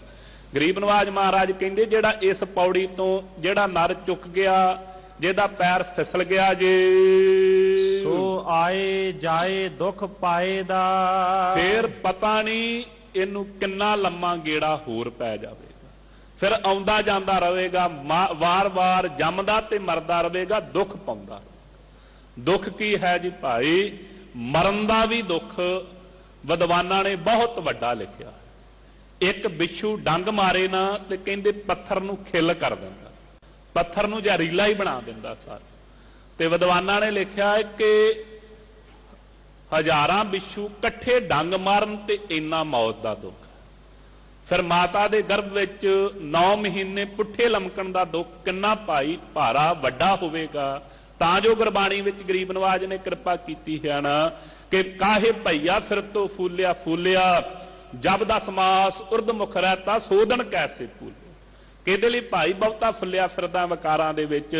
ਵੇਖ ਵਿਚਾਰ ਕਰ, ਮਾਤਾ ਦੇ ਗਰਭ ਦੇ ਵਿੱਚ ਤੂੰ 9 ਮਹੀਨਿਆਂ ਤੱਕ ਪੁੱਠਾ ਲਮਕਦਾ ਅਰਦਾਸਾਂ ਬੇਨਤੀਆਂ ਕਰਦਾ ਸੈਂ। ਅਕਾਲ ਪੁਰਖ ਵਾਹਿਗੁਰੂ ਕਿਰਪਾ ਕਰ, ਮੈਨੂੰ ਇਸ ਦੁੱਖ ਵਾਲੇ ਥਾਂ ਤੋਂ ਇੱਕ ਵਾਰੀ ਕੱਢ ਲੈਣਾ ਕਰ, ਮੈਂ ਤੇਰੀ ਪ੍ਰੇਮਾ ਭਗਤੀ ਕਰਾਂਗਾ, ਬੰਦਗੀ ਕਰਾਂਗਾ। ਮਹਾਰਾਜ ਕਹਿੰਦੇ ਜਿਹੜਾ ਇਸ ਪੌੜੀ ਤੋਂ ਚੁੱਕ ਜਾਵੇਗਾ, ਜੇ ਮਨੁੱਖਾ ਦੇ ਹੀ ਪਾ ਕਰਕੇ ਬੰਦਗੀ ਨਾ ਕੀਤੀ ਤੇ ਉਹ ਬਹੁਤੇ ਦੁੱਖਾਂ ਨੂੰ ਪ੍ਰਾਪਤ ਹੋਵੇਗਾ। ਕਿਉਂ? ਜਿਉਂ ਬਣ ਬਲ ਪਾ ਕੇ ਭੋਏ ਗਰੇ, ਬਾਹਰ ਨਾ ਲਾਗੇ ਡਾਰ। ਜੇ ਭਾਈ ਇੱਕ ਵਾਰੀ ਫਲ ਪੱਕ ਕਰਕੇ ਧਰਤੀ ਤੇ ਡਿੱਗ ਗਏ ਤੇ ਜਿਤਨੇ ਮਰਜ਼ੀ ਵੀ ਯਤਨ ਕਰ ਲਈਏ ਦੁਬਾਰਾ ਟਾਣੀ ਦੇ ਨਾਲ ਨਹੀਂ ਲਾ ਸਕਦੇ, ਨਹੀਂ ਲੱਗਣਗੇ। ਇਸ ਕਰਕੇ ਵਿਚਾਰ ਕਰੀਏ, ਇਹ ਮਨੁੱਖਾ ਦੇ ਹੀ ਬੜੀ ਦੁਰਲੱਭ ਦੇਹੀ ਹੈ ਜੋ ਸਾਨੂੰ ਪ੍ਰਾਪਤ ਹੋਈ ਹੈ। ਇਹਦੇ ਦੁਆਰਾ ਪਰਮੇਸ਼ਰ ਦੀ ਪ੍ਰੇਮਾ ਭਗਤੀ ਕਰਕੇ ਇਹਨੂੰ ਸਫਲਾ ਕਰ ਲੈਣਾ ਕਰੀਏ ਜੀ। ਨਹੀਂ ਤਾਂ ਕਿਤੇ ਇਹ ਨਾ ਹੋਵੇ ਕਿ ਇਹ ਪੌੜੀ ਛੁਟਕੀ ਹੱਥ ਨਾ ਆਵੇ। ਇਹ ਪੌੜੀ ਛੁੱਟ ਗਈ ਤੇ ਦੁਬਾਰਾ ਭਾਈ ਹੱਥ ਨਹੀਂ ਆਵੇ। ਇਹਨੂੰ ਕਈਆਂ ਤਰੀਕਿਆਂ ਨਾਲ ਵਿਦਵਾਨਾਂ ਨੇ ਸਮਝਾਉਣ ਦਾ ਯਤਨ ਕੀਤਾ। ਸਿੱਖਾ, ਇਹ 84 ਲੱਖ ਜੂਨ ਇਸ ਤਰੀਕੇ ਨਾਲ ਹੈ। ਸੰਤ ਬਾਬਾ ਗੁਰਬਚਨ ਸਿੰਘ ਖਾਲਸਾ ਪਿੰਡਰਾਂ ਵਾਲੇ ਮਹਾਂਪੁਰਖਾਂ ਨੇ ਬੜਾ ਸੁੰਦਰ ਪ੍ਰਮਾਣ ਦਿੱਤਾ ਹੈ। ਕਹਿੰਦੇ ਭਾਈ ਐਵੇਂ ਹੈ ਕਿ ਜਿਵੇਂ ਕੋਈ ਮਨੁੱਖ ਕਿਸੇ ਮੰਦਰ ਦੇ ਅੰਦਰ ਹੋਵੇ ਪਰ ਅੱਖਾਂ ਤੋਂ ਉਹਦੀ ਜੋਤੀ ਨਾ ਹੋਵੇ, ਅੰਨਾ ਹੋਵੇ, ਉਹਨੂੰ 84 ਦਰਵਾਜ਼ਿਆਂ ਵਾਲੇ ਮੰਦਰ ਦੇ ਵਿੱਚ ਵਾੜ ਦਿੱਤਾ ਜਾਵੇ ਤੇ 84 ਦੁਆਰੇ ਹਨ ਬੰਦ, 83 ਬੰਦ ਹਨ ਤੇ ਕੇਵਲ ਇੱਕ ਖੁੱਲਾ ਹੈ। ਉਹ 83 ਦੁਆਰਿਆਂ ਨੂੰ ਟੋਂਦਾ ਟੋਂਦਾ ਜਦੋਂ ਜਿਹੜਾ ਖੁੱਲਾ ਦਰਵਾਜ਼ਾ ਹੈ ਉਹਦੇ ਲਾਗੇ ਪਹੁੰਚਦਾ ਹੈ, ਕਹਿੰਦੇ ਪਰਮੇਸ਼ਰ ਦਾ ਭਾਣਾ ਕਿ ਉਸ ਦਰਵਾਜ਼ੇ ਦੇ ਉੱਤੇ ਮਖਿਆਲ ਲੱਗੀ ਹੋਈ। ਮਹਾਂਪੁਰਖਾਂ ਦਾ ਸਮਝਾਉਣ ਦਾ ਤਰੀਕਾ ਕਿੱਡਾ ਸੁੰਦਰ ਹੈ। ਕਹਿੰਦੇ ਜਦੋਂ ਉਹ ਦਰਵਾਜ਼ੇ ਦੇ ਲਾਗੇ ਗਿਆ, ਉਹ ਮਖਿਆਲ ਮੱਖੀਆਂ ਉੱਡ ਕਰਕੇ ਮੂੰਹ ਵੱਲ ਨੂੰ ਆਈਆਂ, ਉਹਨਾਂ ਨੂੰ ਝਾੜਦਾ ਝਾੜਦਾ ਉਹ ਦਰਵਾਜ਼ੇ ਤੋਂ ਅਗਾਂਹ ਲੰਘ ਗਿਆ, ਉਹਨਾਂ ਨੂੰ ਹੱਥ ਮਾਰਦਾ ਤੇ ਫੇਰ ਉਹ ਪੂਰੇ ਦਾ ਪੂਰਾ ਚੱਕਰ ਦੁਬਾਰਾ ਉਸ ਨੂੰ ਕੱਟਣਾ। ਜਿਸ ਨੇ ਉਹ ਮੱਖੀਆਂ ਦੀ ਪਰਵਾਹ ਨਾ ਕੀਤੀ, ਉਹਨੂੰ ਦਰਵਾਜ਼ਾ ਪ੍ਰਾਪਤ ਹੋ ਗਿਆ ਤੇ ਬਾਹਰ ਨਿਕਲ ਗਿਆ। ਐਵੇਂ ਕਹਿੰਦੇ ਇਹ ਜਿਹੜਾ ਸੋ ਭਾਈ ਸੰਸਾਰ ਦਾ ਚੱਕਰ ਹੈ, 84 ਦੁਆਰਿਆਂ ਦੀ ਨਿਆਈ, ਇਹ 84 ਲੱਖ ਜੂਨ ਹੈ। ਇਹ 84 ਲੱਖ ਜੂਨ ਦੇ ਵਿੱਚੋਂ ਇੱਕ ਮਨੁੱਖਾ ਦੇ ਹੀ ਖੁੱਲਾ ਹੋਇਆ ਦਰਵਾਜ਼ਾ ਹੈ। ਗੁਰੂ ਕਹਿ ਸਖਾ ਵੇਖ ਪਰ ਪਰਮੇਸ਼ਰ ਦਾ ਭਾਣਾ, ਇਸ ਦਰਵਾਜ਼ੇ ਉੱਤੇ ਵੀ ਮਾਇਆ ਰੂਪੀ ਮਖਿਆਲ ਲੱਗੀ ਹੋਈ ਹੈ। ਜਿਹੜਾ ਮਾਇਆ ਰੂਪੀ ਮਖਿਆਲ ਚ ਉਲਝ ਕੇ ਰਹਿ ਗਿਆ, ਉਹਨੂੰ ਦੁਬਾਰਾ 84 ਲੱਖ ਜੋਨੀ ਦੇ ਗੇੜੇ ਵਿੱਚ ਪੈਣਾ ਪਵੇਗਾ।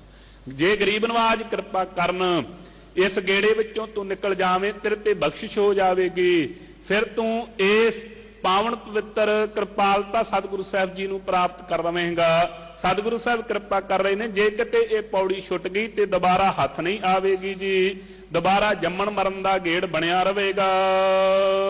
ਕੀਤਾ ਹੋਵੇ ਤਿਸ ਕਿਆ ਕਹੀਐ। ਕਹਿੰਦੇ ਭਾਈ ਜਿਹੜਾ ਉਹ ਪਰਮੇਸ਼ਰ ਦਾ ਕੀਤਾ ਹੋਇਆ, ਜਿਹੜਾ ਸਾਡਾ ਸੁਭਾਅ ਬਣਿਆ। ਮਹਾਰਾਜ ਅਸੀਂ ਕੀ ਕਰਦੇ ਹਾਂ? ਕਿਰਪਾਲੂ ਸਤਿਗੁਰੂ ਸਾਹਿਬ ਕਹਿੰਦੇ ਤੂੰ ਤੇ ਗੁਰੂ ਕਿਆ ਸਿੱਖਾ, ਜਿਹੜੇ ਉਹਦੇ ਕੀਤੇ ਹੋਏ ਨੇ ਨਾ ਉਹਨਾਂ ਪਾਸੋਂ ਹੀ ਮੰਗਦਾ ਫਿਰਦਾ।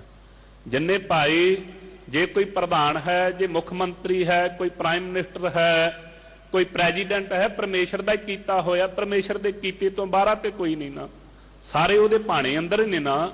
ਪਰ ਕਹਿੰਦੇ ਤੇਰਾ ਸੁਭਾਅ ਬਣ ਗਿਆ ਏ, ਤੂੰ ਉਹਨਾਂ ਪਾਸੋਂ ਕੀਤਿਆਂ ਹੋਇਆਂ ਦੇ ਪਾਸੋਂ ਮੰਗਦਾ ਫਿਰਦਾ। ਜਿਹੜਾ ਕਹਿੰਦੇ ਉਹਦਾ ਪੈਦਾ ਕੀਤਾ ਉਹਨੂੰ ਕੀ ਕਹਿਣਾ ਹੋਇਆ, ਉਹ ਤੇ ਆਪ ਮੰਗਤਾ ਹੈ, ਉਹ ਤੇ ਆਪ ਉਹਦੀਆਂ ਦਾਤਾਂ ਦਾ ਨਵਾਜਿਆ ਹੋਇਆ, ਉਹਨੂੰ ਕੀ ਕਹਿਣਾ?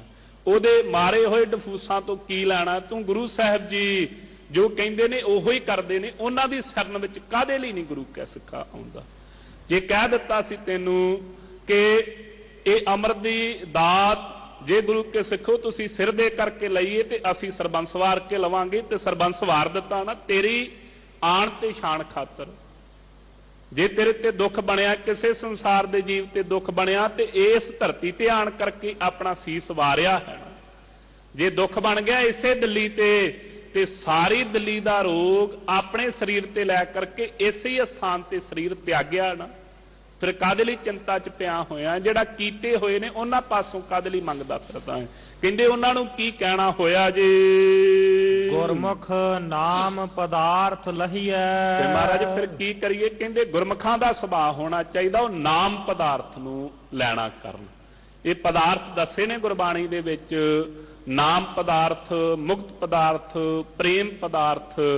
ਫਿਰ ਇਸੇ ਤਰੀਕੇ ਦੇ ਨਾਲ ਮੁਕਤ ਪਦਾਰਥ ਦੇ ਨਾਲ ਇਹ ਜੋ ਪਾਵਨ ਦੇਹੀ ਮਿਲੀ ਹੈ ਮਨੁੱਖਾ ਜਨਮ, ਇਹ ਜਨਮ ਪਦਾਰਥ ਵੀ ਪ੍ਰਾਪਤ ਹੋਇਆ ਸੀ। ਇਹ ਪਦਾਰਥ ਸਤਿਗੁਰੂ ਸਾਹਿਬ ਜੀ ਦੀ ਬਾਣੀ ਵਿੱਚ ਕਿਰਪਾ ਕਰਕੇ ਸਤਿਗੁਰੂ ਸਾਹਿਬ ਜੀ ਨੇ ਦਰਸਾਏ ਨੇ।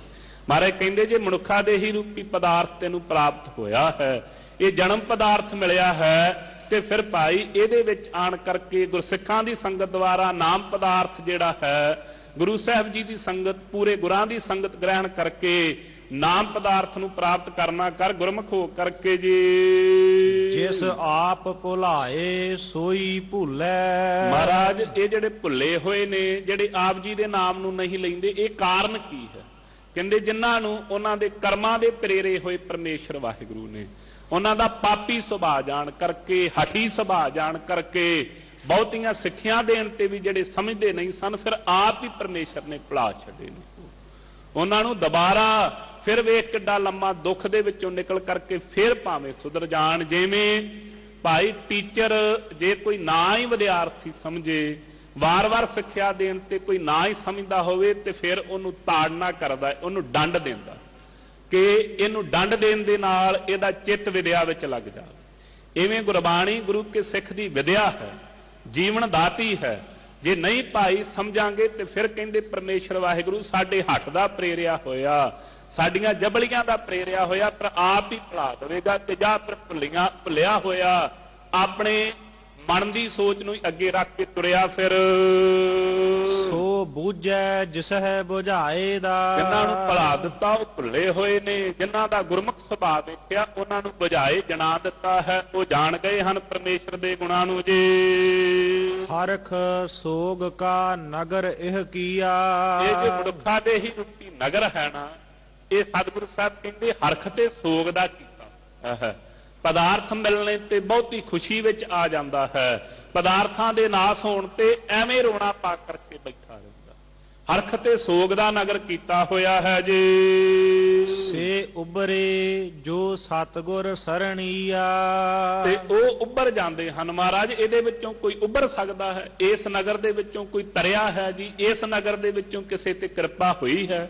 ਕਹਿੰਦੇ ਹਾਂ ਭਾਈ, ਜਿਨ੍ਹਾਂ ਨੇ ਗੁਰੂ ਕੀ ਸ਼ਰਨ ਪ੍ਰਾਪਤ ਕਰ ਲਈ ਹਨ, ਜਿਹੜੇ ਗੁਰਦੇਵ ਸਤਿਗੁਰੂ ਸਾਹਿਬ ਜੀ ਦੀ ਸ਼ਰਨ ਵਿੱਚ ਆ ਗਏ ਹਨ, ਜਿਨ੍ਹਾਂ ਨੇ ਆਪਣਾ ਤਨ ਮਨ ਆਣ ਕਰਕੇ ਵਾਰ ਦਿੱਤਾ ਹੈ ਅਕਾਲ ਪੁਰਖ ਵਾਹਿਗੁਰੂ ਦੇ ਅੱਗੇ, ਜਿਨ੍ਹਾਂ ਨੇ ਬੇਨਤੀ ਕਰ ਦਿੱਤੀ ਕਿਸ ਹੀ ਕੋਈ ਕੋਏ ਮੰਝ ਨਮਾਣੀ ਇੱਕ ਤੂੰ, ਕਿਉਂ ਨਾ ਮਰੀਜਾ ਰੋਏ ਜਾਂ ਲਗ ਚੇਤਨਾ ਆਵੀ। ਮਹਾਰਾਜ ਸਾਡੇ ਤੁਸੀਂ ਆਸਰਾ ਹੋ, ਹੋਵੇਗਾ ਕਿਸੇ ਨੂੰ ਹੋਰ ਕਿਸੇ ਦਾ ਆਸਰਾ। ਕਹਿੰਦੇ ਉਹ ਉੱਭਰ ਗਏ ਹਨ, ਉਹ ਤਰ ਗਏ ਹਨ ਇਸ ਸੰਸਾਰ ਸਮੁੰਦਰ ਤੋਂ, ਉਹਨਾਂ ਦਾ ਪਾਰ ਉਤਾਰਾ ਹੋ ਗਿਆ ਹੈ ਜੀ। ਤ੍ਰਿਹਾ ਗੁਣਾ ਤੇ ਰਹਿ ਨਿਰਾਰਾ। ਮਹਾਰਾਜ ਕਿਵੇਂ ਉੱਭਰੇ ਹਨ? ਕਹਿੰਦੇ ਉਹ ਤਿੰਨਾਂ ਗੁਣਾਂ ਤੋਂ ਨਰਾਰੇ ਨਿਰਾਲੇ ਹੋ ਗਏ ਹਨ। ਰਜੋ ਤਮੋ ਤੇ ਸਤੋ, ਇਹ ਜਿਹੜੇ ਤਿੰਨ ਗੁਣ ਸਨ, ਰਾਜਗੁਣ ਤਮ ਗੁਣ ਸਤ ਗੁਣ ਕਹੀਏ, ਇਹ ਤੇਰੀ ਸਭ ਮਾਇਆ। ਇਹਨਾਂ ਤਿੰਨਾਂ ਗੁਣਾਂ ਤੋਂ ਹੀ ਉਹ ਪਰੇ ਹੋ ਗਏ ਨੇ ਪਰਮੇਸ਼ਰ ਵਾਹਿਗੁਰੂ ਦੇ ਪਿਆਰੇ, ਉਹ ਨਿਆਰੇ ਹਨ ਜੀ। ਸੋ ਗੁਰਮੁਖ ਸੋਭਾ ਪਾਏ ਦਾ। ਉਹ ਜਿਹੜੇ ਗੁਰਮੁਖ ਹਨ ਨਾ, ਉਹ ਪਰਮੇਸ਼ਰ ਵਾਹਿਗੁਰੂ ਦੇ ਦਰ ਤੇ ਸੋਭਾ ਪਾਉਂਦੇ।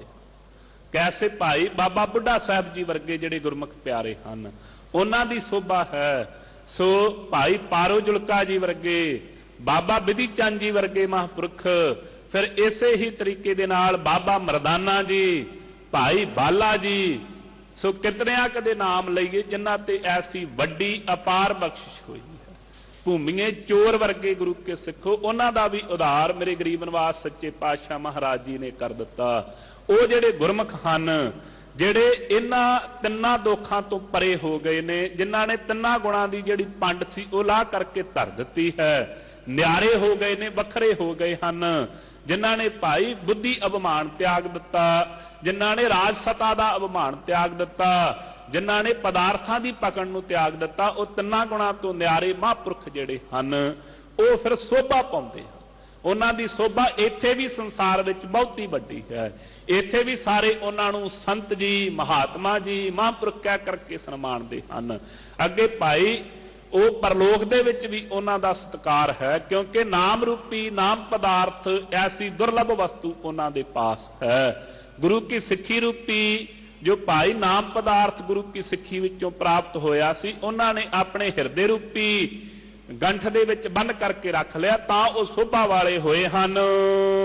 ਅਨਕ ਕਰਮ ਕੀਏ ਬਹੁ ਤੇਰੇ। ਸੋ ਹੁਣ ਅੱਗੇ ਜਿਹੜੇ ਕਰਮ ਕਰਨ ਵਾਲੇ ਹਨ, ਉਹਨਾਂ ਬਾਬਤ ਦੱਸਦੇ ਨੇ, ਜੇ ਭਾਈ ਕੋਈ ਨਾਮ ਨਾ ਜਪੇ, ਕੇਵਲ ਕਰਮਾਂ ਤੇ ਹੀ ਆਪਣਾ ਜਿਹੜਾ ਅਕੀਦਾ ਬੰਨ ਲਵੇ, ਮਹਾਰਾਜ ਕਹਿੰਦੇ ਸੋ ਭਾਈ ਉਹ ਜਿਹੜੇ ਅਨੇਕਾਂ ਤਰੀਕਿਆਂ ਦੇ ਕੀਤੇ ਹੋਏ ਕਰਮ ਹਨ, ਜੋ ਕੀਜੈ ਸੋ ਬੰਧਨ ਪੈਰੇ। ਕਹਿੰਦੇ ਸੰਸਾਰ ਦੇ ਜੀਵ ਕਰਮਾਂ 'ਚ ਪਏ ਹੋਇਆਂ ਨੇ ਆਪਣੇ, ਸੋ ਭਾਈ ਪੈਰਾਂ ਨੂੰ ਬੰਧਨ ਪਾ ਲਏ। ਕਰਮਾਂ ਦੀ ਕਛੋਟੀ ਜਿਹੜੀ ਉਹ ਲੱਥਦੀ ਨਹੀਂ ਹੈ, ਕਰਮਾਂ ਦੇ ਵਿੱਚ ਹੀ ਉਲਝਦੇ ਜਾਂਦੇ ਹਨ। ਨਿਤਾ ਪ੍ਰਤੀ ਕਰਮ ਕਰਦੇ ਹੋਏ ਜੀ ਭਾਈ ਅਸੀਂ ਨੇਤੀ ਧੋਤੀ ਕਰਮ ਆਦਿਕ, ਫਿਰ ਇਸੇ ਤਰੀਕੇ ਦੇ ਨਾਲ ਪੂਜਾ ਚੇਸ਼ਟਾ ਐਸੇ ਕਰਮਾਂ ਵਿੱਚ ਪਏ ਹੋਏ ਹਨ। ਨਹੀਂ ਭਾਈ ਪਰਮੇਸ਼ਰ ਦੇ ਨਾਮ ਦੁਆਰਾ ਉਧਾਰ ਹੋਵੇਗਾ ਜੀ। ਕੁਰਤਾ ਬੀਜ ਬੀਜੇ ਨਹੀਂ ਜੰਮੈ। ਮਹਾਰਾਜ ਕਰਮਾਂ ਕਰਕੇ ਕਿਉਂ ਨਹੀਂ ਤਰਿਆ ਜਾ ਸਕਦਾ? ਕਿਰਪਾ ਕਰਕੇ ਸਮਝਾਓ। ਕਿਰਪਾਲੂ ਸਤਿਗੁਰੂ ਸਾਹਿਬ ਜੀ ਕਹਿੰਦੇ, ਗੁਰੂ ਕਾ ਸਿੱਖਾ, ਜੇ ਕੋਈ ਕੁਰਤਾ ਬੀਜ ਦਵੇ, ਰੁੱਤ ਨਾ ਹੋਵੇ ਤੇ ਬੀਜ ਪਾ ਦਵੇ ਧਰਤੀ 'ਚ, ਕਿਵੇਂ ਉਗ ਪਵੇਗਾ ਭਾਈ? ਨਹੀਂ ਨਾ ਉਗ ਸਕਦਾ। ਹੁਣ ਜਿਵੇਂ ਝੋਨੇ ਦੀ ਵਢਾਈ ਹੋ ਰਹੀ ਹੈ ਤੇ ਗਾਂ ਕਣਕ ਬੀਜਣੀ ਹੈ, ਜੇ ਹੁਣ ਕੋਈ ਯਤਨ ਕਰੇ ਕਿ ਮੈਂ ਦੁਬਾਰਾ ਜੀਰੀ ਲਾ ਦਵਾਂ ਤੇ ਨਹੀਂ ਹੋਵੇਗੀ ਨਾ, ਝੋਨਾ ਨਹੀਂ ਪ੍ਰਾਪਤ ਹੋ ਸਕੇਗਾ। ਐਵੇਂ ਖੇਤ ਵੀ ਬਰਬਾਦ ਹੋ ਜਾਣਗੇ। ਜੇ ਕੋਈ ਕਲਰ ਵਾਲੀ ਖੇਤੀ ਵਿੱਚ ਯਤਨ ਕਰੇ ਕਿ ਮੈਂ ਕੁਝ ਬੀਜ ਕੇ ਤੇ ਉਹਦੇ ਤੋਂ ਲਾਹਾ ਪ੍ਰਾਪਤ ਕਰ ਲਵਾਂ ਤੇ ਨਹੀਂ ਹੋਵੇਗਾ। ਕੁਰਤਾ ਬੀਜ ਬੀਜਿਆ ਹੋਇਆ ਨਹੀਂ ਗੁਰੂ ਕੇ ਸਿੱਖੋ ਉਗ ਸਕਦਾ। ਇਸੇ ਤਰੀਕੇ ਦੇ ਨਾਲ ਜਿਹੜਾ ਕਲਯੁਗ ਹੈ, ਇਹਦੇ ਵਿੱਚ ਨਾਮ ਦੀ ਰੁੱਤ ਹੈ। ਸਾਨੂੰ ਬੜਾ ਨਿਰਣਾ ਕਰਕੇ ਸਤਿਗੁਰੂ ਸਾਹਿਬ ਜੀ ਨੇ ਸਮਝਾਇਆ ਹੈ। ਸਤਯੁਗ ਸਤ, ਤ੍ਰੇਤਾ ਜਗੀ, ਦੁਆਪਰ ਪੂਜਾ ਚਾਰ, ਤੀਨ ਯੁਗ ਤੀਨੋਂ ਦਿੜੇ, ਕਲ ਕੇਵਲ ਨਾਮ ਉਧਾਰ। ਸਤਯੁਗ ਦੇ ਵਿੱਚ ਜਿਵੇਂ ਯੋਗ ਅਭਿਆਸ ਕਰਕੇ ਤੇ ਨਾਲ ਬਹੁਤੀ ਲੰਮੀ ਆਰਜੂ ਸੀ, ਯੋਗਾ ਅਭਿਆਸ ਦੁਆਰਾ ਪਰਮੇਸ਼ਰ ਦੀ ਬੰਦਗੀ ਕਰਨੀ, ਉਹ ਲੰਮੀ ਆਰਜੂ ਲੱਖ ਵਰਾ ਆਜੂ ਦੇ ਵਿੱਚ ਯੋਗਾ ਅਭਿਆਸ ਕੀਤਾ ਸੁਭਾਏਮਾਨ ਸੀ, ਤੇ ਨਾਲ ਨਾਮ ਜਪਣਾ, ਨਾਮ ਜਪਣ ਦੁਆਰਾ ਉਦੋਂ ਵੀ ਭਲਾ ਨਾਮ ਜਪਣ ਦੁਆਰਾ ਹੀ ਸੀ। ਫਿਰ ਜਗ ਕਰਨੇ, ਬਹੁਤੀ ਧਨ ਦੌਲਤ ਸੀ। ਫਿਰ ਅੱਗੇ ਜਾ ਕਰਕੇ ਤ੍ਰੇਤੇ ਦੇ ਵਿੱਚ, ਫਿਰ ਦੁਆਪਰ ਦੇ ਵਿੱਚ ਪੂਜਾ ਦਾ ਜਿਹੜਾ ਸੁਭਾਅ ਸੀ, ਪੂਜਾ ਚੇਸ਼ਟਾ ਕਰਨੀ। ਹੁਣ ਕਲਯੁਗ ਦੇ ਵਿੱਚ ਕੇਵਲ ਨਾਮ ਦਾ ਹੀ ਆਧਾਰ ਹੈ, ਨਾਮ ਬੀਜਣ ਦੀ ਰੁੱਤ ਹੈ ਇਹ। ਹੁਣ ਜੇ ਕੋਈ ਭਾਈ ਹੁਣ ਯੋਗਾ ਅਭਿਆਸ ਕਰੀ ਜਾਵੇ, ਬੜਾ ਅਸੀਂ ਟੀਵੀਆਂ ਦੇ ਅੱਗੇ ਬਹਿ ਬਹਿ ਕਰਕੇ ਯੋਗਾ ਕਰਨਾ ਤੇ ਕਿਸੇ ਨੂੰ ਨਹੀਂ ਭੁੱਲਦਾ, ਪਰ ਨਿਤਨੇਮ ਦੀਆਂ 7 ਬਾਣੀਆਂ ਤੋਂ ਅਸੀਂ ਦੂਰ ਹੋ ਚੁੱਕੇ ਹਾਂ। ਗੁਰੂ ਨਿਤਨੇਮ ਨਹੀਂ ਚੇਤੇ ਕਿ ਸਵੇਰੇ 5 ਬਾਣੀਆਂ ਪੜ੍ਹਨੀਆਂ ਨੇ, ਸ਼ਾਮ ਨੂੰ ਰਹਿਰਾਸ ਸਾਹਿਬ ਜੀ ਦਾ ਪਾਠ ਕਰਨਾ ਹੈ, ਸੌਣ ਲੱਗਿਆ ਸੋਹਿਲੇ ਸਾਹਿਬ ਜੀ ਦੀ ਬਾਣੀ ਦਾ ਜਾਪ ਕਰਨਾ ਇਹ ਤੇ ਭੁੱਲ ਗਿਆ ਏ। ਪਰ ਇਹ ਚੇਤਾ ਹੈ ਕਿ ਟੀਵੀ ਤੇ ਇੰਨੇ ਵਜੇ ਜੋਗੇ ਵਾਲੇ ਆਉਣੇ ਤੇ ਯੋਗਾ ਅਸੀਂ ਜ਼ਰੂਰ ਕਰਨਾ। ਗੁਰੂ ਕਾ ਸਿੱਖਾ ਇਹ ਜੋਗੇ ਦੀ ਰੁੱਤ ਨਹੀਂ, ਉਹ ਤੇ ਲੰਘ ਚੁੱਕੀ, ਉਹ ਤੇ ਸਤਜੁਗ ਦੇ ਵਿੱਚ ਸੀ। ਇਹ ਕਰੁੱਤਾ ਬੀਜ ਬੀਜ ਰਿਹਾ, ਕਰੁੱਤਾ ਬੀਜ ਇਹ ਨਹੀਂ ਉਗਵੇਗਾ। ਇਹਦੇ ਦੁਆਰਾ ਕੀ ਭਲਾ ਤੇਰਾ ਹੋ ਸਕਦਾ? ਸਰੀਰ ਨੂੰ ਜਿੰਨੀਆਂ ਵੀ ਥੰਮੀਆਂ ਦਈ ਜਾ, ਇਹ ਨਹੀਂ ਉਹ ਰੁਕਣ ਵਾਲਾ। ਇਹ ਤੇ ਸਵਾਸ ਜਿੰਨੇ ਬਤੀਤ ਹੁੰਦੇ ਜਾ ਰਹੇ ਨੇ, ਇਹ ਜਾਣ ਲੈ ਕਿ ਇਹ ਦਿਨ ਬਾ ਦਿਨ ਘਟਦਾ ਹੀ ਜਾ ਰਿਹਾ। ਇਹਦੇ ਵਿੱਚ ਇੱਕ ਵੀ ਸਵਾਸ ਕੋਈ ਤੈਨੂੰ ਮੁੱਲ ਦਾ ਨਹੀਂ ਦੇ ਸਕਦਾ। ਭਾਵੇਂ ਅਰਬਾਂ ਖਰਬਾਂ ਜਾਇਦਾਦ ਦਾ ਮਾਲਕ ਤੂੰ ਹੋ ਜਾਵੇਂ, ਤਾਂ ਵੀ ਇਸ ਸੰਸਾਰ ਤੋਂ ਤੈਨੂੰ ਜਾਣਾ ਪੈਣਾ। ਐਵੇਂ ਤੁਰਤੇ ਬੀਜ ਕਾਦੇ ਲਈ ਬੀਜੀ ਜਾਣਾ? ਜੇ ਕੋਈ ਭਾਈ ਜਾ ਕਰਕੇ ਟੱਲੀਆਂ ਵਜਾਈ ਜਾਵੇ, ਹੁਣ ਇੱਥੇ ਟੱਲੀਆਂ ਹੀ ਕੱਲੀਆਂ ਵਜਾਈ ਜਾਓ, ਨਾਮ ਅਭਿਆਸ ਕਰੋ ਹੀ ਨਾ, ਤੇ ਕਿਵੇਂ ਭਾਈ ਭਲਾ ਹੋ ਜਾਵੇਗਾ? ਰਾਗੀ ਸਿੰਘ ਕੀਰਤਨ ਕਰਕੇ ਗਏ ਨੇ, ਕੀਰਤਨ ਪਾਵਨ ਗੁਰਬਾਣੀ ਸ੍ਰੀ ਆਸਾ ਜੀ ਦੀ ਵਾਰ ਦਾ ਕੀਰਤਨ ਸਰਵਣ ਕਰਾਇਆ ਨਾ। ਭਾਵੇਂ ਸਾਜ਼ ਵੱਜ ਰਹੇ ਨੇ, ਜੇ ਕੋਈ ਇਕੱਲੇ ਸਾਜ਼ ਹੀ ਵਜਾਈ ਜਾਵੇ ਤੇ ਸਾਜ਼ਾਂ ਦੁਆਰਾ ਤੇ ਮੁਕਤੀ ਨਹੀਂ ਹੋਣ ਲੱਗੀ, ਸਾਜ਼ਾਂ ਦੁਆਰਾ ਤੇ ਕੀਰਤੀ ਨਹੀਂ ਨਾ ਭਾਈ। ਇਸੇ ਤਰੀਕੇ ਦੇ ਨਾਲ ਇਹ ਪੂਜਾ ਚੇਸ਼ਟਾ ਦਾ ਸਮਾਂ ਵੀ ਨਹੀਂ। ਬਹੁਤੇ ਆਪਣੇ ਪਾਸ ਇੰਨੀ ਸਮਰੱਥਾ ਕਿੱਥੇ ਕਿ ਅਸੀਂ ਵੱਡੇ ਵੱਡੇ ਅਸਮੇਧ ਜੱਗ ਕਰ ਸਕੀਏ, ਜਿਹਦੇ ਵਿੱਚ ਵੇਖ ਲਈਏ ਭਾਈ ਕਰਕੇ ਕਿਸੇ ਮਨੁੱਖ ਦੇ ਪਾਸ ਇੰਨੀ ਸਮਰੱਥਾ ਹੈ ਕਿ ਗੁਰਮੁਖ ਜਿਵੇਂ ਦੱਸਦੇ ਨੇ, ਇਤਿਹਾਸਕਾਰਾਂ ਨੇ ਲਿਖਿਆ ਕਿ ਜਿੱਡੀ 4 ਇੰਚੀ ਪਾਈਪ, ਉਹਦੇ ਵਿੱਚੋਂ ਜਿਵੇਂ ਪਾਣੀ ਚੱਲਦਾ ਹੈ ਨਾ ਮੋਟਰ ਦਾ, ਇੰਨਾ ਘਿਓ ਇੱਕੇ ਸਮੇਂ ਉਸ ਅਗਨ ਕੁੰਡ 'ਚ ਪੈਂਦਾ ਲਗਾਤਾਰ ਨਿਰੰਤਰ, ਜਿੰਨਾ ਚਿਰ ਉਹ ਅਸਮੇਧ ਜੱਗ ਸੰਪੂਰਨ ਨਾ ਹੋ ਜਾਵੇ। ਇੰਨੀ क्षमता ਹੀ ਨਹੀਂ ਸਾਡੇ ਪਾਸ। ਕਿਵੇਂ ਬਹੁਤੇ ਵੱਡੇ ਜੱਗ ਵੀ ਅਸੀਂ ਨਹੀਂ ਕਰ ਸਕਦੇ। ਇਹ ਤੇ ਗੁਰੂ ਕੇ ਦਰ ਦਾ ਜੱਗ ਹੈ ਨਾ, ਜਿਹੜਾ ਸਦਾ ਵਾਸਤੇ ਚੱਲ ਰਿਹਾ ਹੈ। ਇਹ ਤੇ ਗੁਰਦੇਵ ਸਤਿਗੁਰੂ ਗੁਰੂ ਨਾਨਕ ਦੇਵ ਮਹਾਰਾਜ ਜੀ ਦੀ ਬਖਸ਼ਿਸ਼ ਹੈ ਕਿ 20 ਰੁਪਈਆਂ ਦਾ ਲੰਗਰ ਮੁੱਕ ਨਹੀਂ ਰਿਹਾ। ਹੋਰ ਕਿਸੇ ਥਾਂ ਤੇ ਜਾ ਕੇ ਵਿਖਾਲ ਦੇਵੋ ਕਿਤੇ ਹੈ ਲੰਗਰ ਪਾਏ, ਕਿਤੇ ਲੰਗਰ ਦੀ ਪ੍ਰਥਾ ਹੀ ਨਹੀਂ ਸੰਸਾਰ ਵਿੱਚ। ਇਹ ਤੇ ਗੁਰੂ ਸਾਹਿਬ ਜੀ ਦੀ ਬਖਸ਼ਿਸ਼ ਹੈ। ਸੋ ਜਿਹਨੂੰ ਆਪਾਂ ਨੂੰ ਸਤਿਗੁਰੂ ਸਾਹਿਬ ਜੀ ਨੇ ਸਮਝਾਇਆ ਸੀ, ਗੁਰੂ ਕੇ ਸਿੱਖਾਂ ਨੇ, ਉਹ ਗੁਰੂ ਕੀ ਸਿੱਖਿਆ ਪੱਲੇ ਬੰਨੀ ਹੈ ਕਿ ਖਾਵੋ ਖਰਚੋ ਰਲ ਮਿਲ ਭਾਈ, ਟੋਟ ਨਾ ਆਵੇ ਵੱਧ ਹੋ ਜਾ। ਜੇ ਖਰਚੇਗਾ ਰਲ ਮਿਲ ਕਰਕੇ, ਸੰਗਤ ਸਰੂਪ ਹੋ ਕਰਕੇ, ਤੇ ਫਿਰ ਗੁਰੂ ਵਰਤੇਗਾ, ਸਦਾ ਵਾਸਤੇ ਵਾਧਾ ਹੋਵੇਗਾ। ਪਰ ਤੇਰੇ ਇਕੱਲੇ ਦਕੱਲੇ ਦੇ ਵਿੱਚ ਇਹ ਸਮਰੱਥਾ ਨਹੀਂ ਕਿ ਤੂੰ ਜੱਗ ਲਾ ਸਕੇ। ਇਹ ਗੁਰੂ ਕੇ ਜਾਗੀ ਸੰਪੂਰਨ ਹਨ, ਬਾਕੀ ਸਭ ਅਧੂਰੇ ਹੀ ਰਹਿ ਜਾਣਗੇ। ਇਸ ਕਰਕੇ ਕਰਤਾ ਬੀਜ ਨਾ ਪਾ, ਜਿਹਦੀ ਰੋਟੀ ਨਹੀਂ ਹੁਣ ਉਹ ਬੀਜ ਨਾ ਬੀਜਣਾ ਕਰ। ਹੁਣ ਤੇ ਭਾਈ ਕੇਵਲ ਨਾਮ, ਰਾਮ ਨਾਮ ਦੀ ਰੁੱਤ ਹੈ। ਪਰਮੇਸ਼ਰ ਵਾਹਿਗੁਰੂ ਦਾ ਸਿਮਰਨ ਕਰ, ਵਾਹਿਗੁਰੂ ਵਾਹਿਗੁਰੂ ਗੁਰਮੰਤਰ ਦਾ ਜਾਪ ਕਰ, ਮੂਲ ਮੰਤਰ ਦਾ ਅਭਿਆਸੀ ਹੋ। ਜੇ ਗੁਰੂ ਕਾ ਸਿੱਖ ਹੈ, ਅੰਮ੍ਰਿਤਧਾਰੀ ਹਾਂ, 7 ਬਾਣੀਆਂ ਦੇ ਨਿਤਨੇਮ ਹੋਣ ਦੀ, ਨਿਤਨੇਮ ਕਰਨ ਦੀ ਪ੍ਰਪੱਕਤਾ ਰੱਖ, ਅੰਮ੍ਰਿਤਧਾਰੀ ਹੋ ਕਰਕੇ ਗੁਰੂ ਕੇ ਸਿੱਖੀ ਵਾਲਾ ਜੀਵਨ ਜੀ। ਇਹ ਤੇਰਾ ਜੀਵਨ। ਕਰੁੱਤਾ ਬੀਜਣਾ ਬੀਜਣਾ ਕਰ। ਐਵੇਂ ਨਾ ਜਾ ਕਰਕੇ ਕਦੀ ਕਿਤੇ ਟੱਲੀਆਂ ਵਜਾ ਲੀਆਂ, ਕਦੀ ਕਿਤੇ ਟੱਲੀਆਂ ਵਜਾ ਲੀਆਂ, ਕਦੀ ਜਾ ਕਰਕੇ ਹੋ ਕੇ ਸਿੱਖ ਤੇ ਜਗਰਾਤੇ ਕਰਾਉਂਦਾ ਫਿਰਦਾ। ਵੇਖ ਇਹ ਕਰੁੱਤਾ ਬੀਜ ਹੀ ਹੋ ਕੇ ਸਿੱਖ ਤੇ ਮੜੀਆਂ ਤੇ ਮਟਾਂ ਨੂੰ ਪੂਜਦਾ ਫਿਰਦਾ। ਇਹ ਕਰੁੱਤਾ ਬੀਜ ਹੀ, ਇਹ ਉਗਣਾ ਨਹੀਂ। ਇਹਦੇ ਨਾਲ ਕੀ ਹੋਵੇਗਾ? ਬਖਸ਼ਿਸ਼ ਕਰਦੇ ਹਨ ਸਭ ਲਾਹਾ ਮੂਲ ਗਵਾਏ ਦਾ। ਕਹਿੰਦੇ ਭਾਈ ਜਿਹੜਾ ਲਾਹਾ ਤੇ ਕੀ ਪ੍ਰਾਪਤ ਹੋਣਾ ਸੀ, ਜਦੋਂ ਬੀਜ ਹੀ ਕਰੁੱਤਾ ਬੀਜਿਆ ਸੀ ਤੇ ਫਸਲ ਤੇ ਸੜ ਸੁੱਕੀ ਜਾਣੀ ਸੀ ਨਾ। ਅਬਲ ਤੇ ਉਹ ਉਗਣਾ ਹੀ ਨਹੀਂ, ਅੰਗੂਰ ਹੀ ਨਹੀਂ ਮਾਰਨਾ ਉਹਨੇ, ਅੰਗੂਰ ਪੈਦਾ ਹੀ ਨਹੀਂ ਹੋਣਾ। ਵੇਖ ਲਵੋ ਭਾਈ, ਜਿਹੜੀ ਕਣਕ ਧਰਤੀ ਦੇ ਵਿੱਚ ਜਦੋਂ ਆਪਾਂ ਵੱਢਣੀ ਹੈ ਕਣਕ ਗਰਮੀਆਂ ਨੂੰ ਜਾ ਕਰਕੇ, ਉਦੋਂ ਦੇ ਡਿੱਗੇ ਹੋਏ ਬੀਜ ਧਰਤੀ ਵਿੱਚ ਹੁਣ ਆਣ ਕਰਕੇ ਅੰਗੂਰ ਆਪੇ ਮਾਰ ਦਿੰਦੇ, ਕਿਉਂਕਿ ਉਹਨਾਂ ਦੀ ਰੁੱਤ ਹੈ। ਉਹ 6 ਮਹੀਨੇ ਤੱਕ ਧਰਤੀ 'ਚ ਵੈਸੇ ਹੀ ਪਏ ਰਹਿੰਦੇ ਨੇ। ਇਸੇ ਤਰੀਕੇ ਦੇ ਨਾਲ ਜੇ ਕਰੁੱਤਾ ਬੀਜ ਕਲਯੁਗ ਦੀ ਰੁੱਤ ਦੇ ਵਿੱਚ, ਜਿੱਥੇ ਨਾਮ ਜਪਣ ਦੀ ਰੁੱਤ ਸੀ, ਉੱਥੇ ਹੋਰ ਸਾਧਨਾ ਦਾ ਬੀਜ ਪਾਈ ਜਾਵੇਗਾ ਤੇ ਕਿਵੇਂ ਉੱਗ ਪਵੇਗਾ? ਨਹੀਂ ਉੱਗੇਗਾ। ਇਹ ਤੇ ਭਾਈ ਇੰਨੀ ਤੇਰੇ ਪਾਸ ਸਮਰੱਥਾ ਹੈ ਨਹੀਂ, ਤੇਰਾ ਬੀਜ ਇਤਨਾ ਸਟਰੋਂਗ ਤੇ ਹੈ ਨਹੀਂ ਕਿ ਤੂੰ ਕੋਈ ਯੁੱਗਾਂ ਦੇ ਪਲਟਣ ਤੱਕ ਤੇਰੀ ਦੇਹੀ ਰਹਿ ਸਕੇ, ਨਹੀਂ ਰਹਿਣੀ। ਇਸ ਕਰਕੇ ਇਹ ਸਰੀਰ ਰੂਪੀ ਧਰਤੀ ਜੋ ਹੈ, ਇਹਦੇ ਵਿੱਚ ਨਾਮ ਰੂਪੀ ਬੀਜ, ਇਹ ਮੜੀਆਂ ਤੇ ਮੱਟਾਂ ਤੋਂ ਤੈਨੂੰ ਕੁਝ ਵੀ ਪ੍ਰਾਪਤ ਗੁਰੂ ਕਾ ਸਿੱਖਾ ਨਹੀਂ ਹੋ ਸਕਦਾ। 10 ਭਲਾ ਤੂੰ ਇਹਨਾਂ ਮੜੀਆਂ ਤੇ ਮੱਟਾਂ ਤੇ ਪੱਥਰਾਂ ਤੇ ਮੱਥੇ ਰਗੜ ਕਰਕੇ ਕੀ ਪ੍ਰਾਪਤ ਕਰ ਲਵੇਂਗਾ? ਕੁਝ ਨਹੀਂ ਪ੍ਰਾਪਤ ਹੋਵੇਗਾ। ਗੁਰਬਾਣੀ ਨੇ ਬਖਸ਼ਿਸ਼ ਕੀਤੀ ਹੈ, ਜੋ ਪਾਹਣ ਕੀ ਪਾਈ ਪਾਏ ਤਿਨ ਕੀ ਘਾਲ ਅਜਾਈ ਜਾ। ਜਿਹੜੇ ਪੱਥਰਾਂ ਦੇ ਪੈਰੀ ਪੈਂਦੇ ਫਿਰਦੇ ਨੇ, ਉਹਨਾਂ ਦੀ ਕੀਤੀ ਹੋਈ ਘਾਲਣਾ ਜਿੰਨੇ ਮਰਜੀ ਉੱਥੇ ਮਟਾਂ ਤੇ ਬਹਿ ਕਰਕੇ ਸੋਲੇ ਗਾਈ ਜਾਵੀਂ, ਕੁਝ ਨਹੀਂ ਪ੍ਰਾਪਤ ਹੋਣਾ, ਪਰਮੇਸ਼ਰ ਲੱਭਣ ਨਹੀਂ ਲੱਗਾ। ਸੋ ਇਸ ਕਰਕੇ ਨਾਮ ਜਪ ਇੱਕ ਰੁੱਤੇ ਬੀਜ ਤੋਂ ਬਚਣਾ ਕਰ, ਨਹੀਂ ਤੇ ਲਾਹਾ ਵੀ ਪ੍ਰਾਪਤ ਨਹੀਂ ਹੋਵੇਗਾ। ਮੂਲ ਮੁੱਢ ਕੀ ਸੀ? ਇਹ ਜੋ ਮਨੁੱਖਾ ਦੇਹੀ ਰੂਪੀ ਪੂੰਜੀ ਸੀ, ਇਹ ਵੀ ਨਾਸ ਹੋ ਜਾਵੇਗੀ ਜੀ। ਕਲਯੁਗ ਮਹਿ ਕੀਰਤਨ ਪ੍ਰਧਾਨਾ। ਮਹਾਰਾਜ ਕੀ ਕਰੀਏ? ਕਹਿੰਦੇ ਕਲਯੁਗ ਦੇ ਵਿੱਚ ਕੀਰਤਨ ਨੂੰ ਪ੍ਰਧਾਨਗੀ ਦਿੱਤੀ ਹੈ। ਪਰਮੇਸ਼ਰ ਵਾਹਿਗੁਰੂ ਦੀ ਕੀਰਤੀ ਕਰਿਆ ਕਿਹਾ ਕਰ ਰਸਨਾ ਦੁਆਰਾ, ਉਹਦੇ ਗੁਣਾਂ ਨੂੰ ਗਾਉਣਾ ਕਰ ਕੀਰਤਨ ਵਿੱਚ ਪਾ ਕਰਕੇ। ਗੁਰਮੁਖ ਜਪੀਐ ਲਾਏ ਧਿਆਨਾ। ਗੁਰਮੁਖ ਪਰਮੇਸ਼ਰ ਵਾਹਿਗੁਰੂ ਦੇ ਜਿਨ੍ਹਾਂ ਨੇ ਮੁਖ ਗੁਰੂ ਦੇ ਚਰਨਾਂ ਵੱਲ ਕੀਤਾ, ਗੁਰੂ ਕੀ ਆਗਿਆ ਵੱਲ, ਉਹ ਧਿਆਨ ਲਾ ਕਰਕੇ ਜਪਦੇ ਨੇ। ਤੂੰ ਵੀ ਉਹਨਾਂ ਦੀ ਸੰਗਤ ਵਿੱਚ ਜਾ ਕਰਕੇ ਜਪਣਾ ਕਰ, ਅਥਵਾ ਗੁਰਮੁਖ ਹੋ ਕਰਕੇ ਧਿਆਨ ਲਾ ਕਰਕੇ ਕੀਰਤਨ ਕਰ। ਆਪ ਤਰੈ ਸਗਲੇ ਕੁਲ ਤਾਰੇ। ਮਹਾਰਾਜ ਜੇ ਕੀਰਤਨ ਕਰਾਂਗੇ ਤੇ ਫਿਰ ਕੀ ਹੋਵੇਗਾ? ਕਹਿੰਦੇ ਆਪ ਵੀ ਤਰ ਜਾਵੇਂਗਾ ਤੇ ਸਾਰੀਆਂ ਕੁੱਲਾਂ ਦਾ ਵੀ ਉਧਾਰ ਕਰ ਦੇਵੇਗਾ। ਗੁਰਮੁਖ ਹੋ ਕਰਕੇ ਜਿਹੜਾ ਕੀਰਤਨ ਕਰਨ ਵਾਲਾ ਹੈ ਭਾਈ, ਉਹਦੀਆਂ ਕੁੱਲਾਂ ਦਾ ਵੀ ਉਧਾਰ ਸਤਿਗੁਰੂ ਸਾਹਿਬ ਜੀ ਕਹਿੰਦੇ ਹੋ ਜਾਂਦਾ ਹੈ ਜੀ। ਹਰ ਦਰਗਹ ਪਤ ਸਿਓ ਜਾਏਦਾ। ਉਹ ਹਰੀ ਅਕਾਲ ਪੁਰਖ ਵਾਹਿਗੁਰੂ ਦੀ ਦਰਗਾਹ ਘਰ ਦੇ ਵਿੱਚ ਪਤ ਇੱਜ਼ਤ ਦੇ ਸਹਿਤ ਜਾਂਦੇ ਹਨ। ਖੰਡ ਪਤਾਲ ਦੀਪ ਸਭ ਲੋਆ। ਸੋ ਫਿਰ ਜੀ ਜਿੰਨੇ 9 ਖੰਡ ਹਨ, 7 ਪਤਾਲ ਹਨ, 7 ਦੀਪ ਹਨ, ਜਿੰਨੇ ਇਹ ਲੋ ਹਨ ਜੀ। ਸਭ ਕਾਲੈ ਵਸ ਆਪ ਪ੍ਰਭ ਕੀਆ।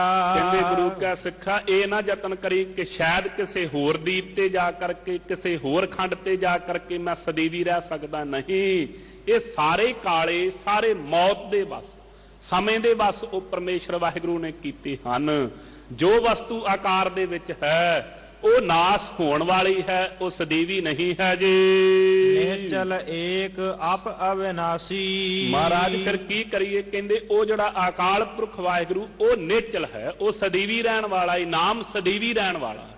ਵੇਖ, ਨਾਮ ਸਤਯੁਗ ਦੇ ਵਿੱਚ ਵੀ ਸੀ, ਨਾਮ ਤ੍ਰੇਤੇ ਵਿੱਚ ਵੀ ਸੀ, ਨਾਮ ਦੁਆਪਰ ਵਿੱਚ ਵੀ ਸੀ, ਤੇ ਨਾਮ ਹੁਣ ਕਲਯੁਗ ਦੇ ਵਿੱਚ ਵੀ ਨਾਮ ਦੁਆਰਾ ਹੀ ਉਧਾਰ ਹੈ। ਇਸ ਕਰਕੇ ਉਹ ਪਰਮੇਸ਼ਰ ਵਾਹਿਗੁਰੂ ਦਾ ਨਾਮ ਹੀ ਸਦੀਵੀ ਹੈ, ਉਹੋ ਹੀ ਨੇਚਲ ਰਹਿਣ ਵਾਲਾ ਹੈ। ਬਾਕੀ ਸਾਰੇ ਹੀ ਆਵਾ ਗਾਉਣ ਦਾ ਚੱਕਰ ਹੈ ਜੀ।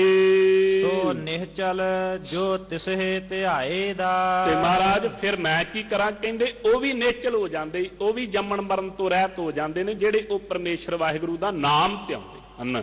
ਜਿਹੜੇ ਮਹਾਤਮਾ ਮਹਾਂਪੁਰਖਾਂ ਨੇ ਉਹਦਾ ਨਾਮ ਧਿਆਇਆ, ਉਹ ਵੀ ਸਦੀਵੀ ਭਾਈ ਇਸ ਸੰਸਾਰ ਤੇ ਅਮਰ ਹੋ ਗਏ ਨੇ। ਜਿਨ੍ਹਾਂ ਨੂੰ ਆਪਾਂ ਪੜ੍ਹਦੇ ਬ੍ਰਹਮ ਗਿਆਨੀ ਸਦ ਜੀਵੈ ਨਹੀਂ ਮਰਦਾ, ਉਹ ਨਹੀਂ ਮਰਦੇ, ਉਹ ਸਦੀਵੀ ਉਹਦੇ ਵਿੱਚ ਅਭੇਦਤਾ ਪਾ ਲੈਂਦੇ ਹਨ। ਹਰ ਕਾ ਸੇਵਕ ਸੋ ਹਰ ਜੀਹਾ। ਸੋ ਭਾਈ ਅੱਗੇ ਬਖਸ਼ਿਸ਼ ਕਰਦੇ, ਜੋ ਹਰੀ ਅਕਾਲ ਪੁਰਖ ਵਾਹਿਗੁਰੂ ਦੇ ਸੇਵਕ ਨੇ, ਉਹ ਹਰੀ ਅਕਾਲ ਪੁਰਖ ਵਾਹਿਗੁਰੂ ਦੇ ਵਰਗੇ ਹੀ ਹਨ। ਉਹਨਾਂ ਵਿੱਚ ਭੇਦ ਹੀ ਕੋਈ ਨਹੀਂ। ਉਹਨਾਂ ਬਾਪ ਤੇ ਕਹਿ ਦਿੱਤਾ, ਹਰ ਜਨ ਐਸਾ ਚਾਹੀਏ ਜੈਸਾ ਹਰ ਹੀ। ਹਰੀ ਦੇ ਸੇਵਕ ਹਰੀ ਅਕਾਲ ਪੁਰਖ ਵਾਹਿਗੁਰੂ ਵਰਗੇ ਹਨ। ਜਿਵੇਂ ਸੰਤ ਗਿਆਨੀ ਜਰਨੈਲ ਸਿੰਘ ਖਾਲਸਾ ਭਿੰਡਰਾਂ ਵਾਲੇ ਮਹਾਂਪੁਰਖਾਂ ਨੇ ਸਿੰਘਾਂ ਨੂੰ ਆਖਿਆ ਸੀ, ਸੋ ਗੁਰੂ ਕੇ ਲਾਲੋ, ਜੇ ਤੁਸੀਂ ਧਰਤੀ ਤੇ ਤੁਰੇ ਫਿਰਦੇ ਰੱਬ ਦੇ ਦਰਸ਼ਨ ਕਰਨੇ ਤੇ ਸੱਚ ਵਾਹਿਗੁਰੂ ਮਹਾਂਪੁਰਖ ਬਾਬਾ ਠਾਕਰ ਸਿੰਘ ਜੀ, ਉਹਨਾਂ ਦੇ ਦਰਸ਼ਨ ਕਰੋ। ਤੁਰੇ ਫਿਰਦੇ ਰੱਬ ਨੇ ਧਰਤੀ ਦੇ ਉੱਤੇ। ਐਸੇ ਭਾਈ ਜਿਹੜੇ ਹਰੀ ਦੇ ਸੇਵਕ ਹਨ ਅਕਾਲ ਪੁਰਖ ਵਾਹਿਗੁਰੂ ਦੇ, ਉਹ ਹਰੀ ਪਰਮੇਸ਼ਰ ਵਾਹਿਗੁਰੂ ਵਰਗੇ ਹੀ ਹਨ ਜੀ। ਭੇਦ ਨਾ ਜਾਣਹੁ ਮਾਨਸ ਦੇਹਾ। ਉਹਨਾਂ ਦਾ ਭੇਦ ਨਾ ਜਾਣਨਾ ਕਰੋ ਕਿ ਉਹ ਮਨੁੱਖਾ ਦੇਹੀ ਵਿੱਚ ਹਨ। ਉਹਨਾਂ ਦੀ ਤੇ ਪਰਮੇਸ਼ਰ ਦੀ ਕੋਈ ਅਭੇਦਤਾ ਨਹੀਂ, ਉਹ ਪਰਮੇਸ਼ਰ ਦੇ ਸਮਾਨ ਹੀ ਹਨ ਜੀ। ਜਿਉ ਜਲ ਤਰੰਗ ਉਠਹਿ ਬਹੁ ਭਾਤੀ। ਸੋ ਮਹਾਰਾਜ ਕਿੰਨਾ ਕੁ ਫਰਕ ਹੈ? ਕਹਿੰਦੇ ਜਿਵੇਂ ਜਲ ਦੇ ਵਿੱਚੋਂ ਅਨੇਕਾਂ ਤਰੀਕਿਆਂ ਦੀਆਂ ਤਰੰਗਾਂ ਹਵਾ ਕਰਕੇ ਉੱਠਦੀਆਂ ਹਨ। ਫਿਰ ਸਲਲੈ ਸਲਲ ਸਮਾਏ ਦਾ। ਫਿਰ ਕਹਿੰਦੇ ਓੜਕ ਉਹ ਜਲ ਵਿੱਚ ਹੀ ਸਮਾ ਜਾਂਦੀਆਂ ਹਨ। ਐਵੇਂ ਭਾਈ ਪਰਮੇਸ਼ਰ ਵਾਹਿਗੁਰੂ ਦੇ ਜਿਹੜੇ ਪਿਆਰੇ ਹਨ, ਉਹ ਜਿਵੇਂ ਜਲ ਦੀਆਂ ਤਰੰਗਾਂ ਹਨ, ਐਵੇਂ ਤਰੰਗਾਂ ਦੀ ਨਿਆਈ ਦਿਸਦੇ ਤੇ ਵੱਖ ਹਨ, ਪਰ ਓੜਕ ਜਿਵੇਂ ਤਰੰਗਾਂ, ਜਿਵੇਂ ਲਹਿਰਾਂ, ਓੜਕ ਸਮੁੰਦਰ ਦਾ ਹੀ ਸਰੂਪ ਹਨ। ਇਸੇ ਤਰੀਕੇ ਦੇ ਨਾਲ ਪਰਮੇਸ਼ਰ ਵਾਹਿਗੁਰੂ ਦੇ ਪਿਆਰੇ ਪਰਮੇਸ਼ਰ ਦਾ ਹੀ ਸਰੂਪ ਹਨ। ਇਹ 8 ਪਦਿਆਂ ਦੁਆਰਾ ਸਤਿਗੁਰੂ ਸਾਹਿਬ ਜੀ ਨੇ ਸਾਡੇ ਤੇ ਬਖਸ਼ਿਸ਼ ਕੀਤੀ ਹੈ। ਅਗਲੀ ਜਿਹੜੀ ਕਥਾ ਹੈ ਉਹ ਕੱਲ ਦੇ ਦਿਹਾੜੇ 8 ਪਦਿਆਂ ਦੀ ਆਪ ਗੁਰਮੁਖਾਂ ਦੇ ਪਾਸੋਂ ਸਰਵਣ ਕਰੋਗੇ। ਗਰੀਬ ਨਵਾਜ ਮਹਾਰਾਜ ਜੀ ਦੀ ਪਾਵਨ ਗੁਰਬਾਣੀ ਦੀ ਕਥਾ ਕਰਦਿਆਂ ਹੋਈਆਂ ਗਲਤੀਆਂ ਭੁੱਲਾਂ ਦੀ ਖਿਮਾ, ਅਗਾਹ ਤੋਂ ਸਮਤ ਬਖਸ਼ਣੀ ਜੀ। ਹਰ ਕਾ ਸੇਵਕ ਸੋ ਹਰ ਜੀਹਾ। ਭੇਦ ਨਾ ਜਾਣੋ ਮਾਨਸ ਦੇਹਾ। ਜਿਉ ਜਲ ਤਰੰਗ ਉਠੈ ਬਹੁ ਭਾਤੀ ਫਿਰ ਸਲਲ ਸਮਾਏਦਾ। ਵਾਹਿਗੁਰੂ ਜੀ ਕਾ ਖਾਲਸਾ ਵਾਹਿਗੁਰੂ ਜੀ ਕੀ ਫਤਿਹ।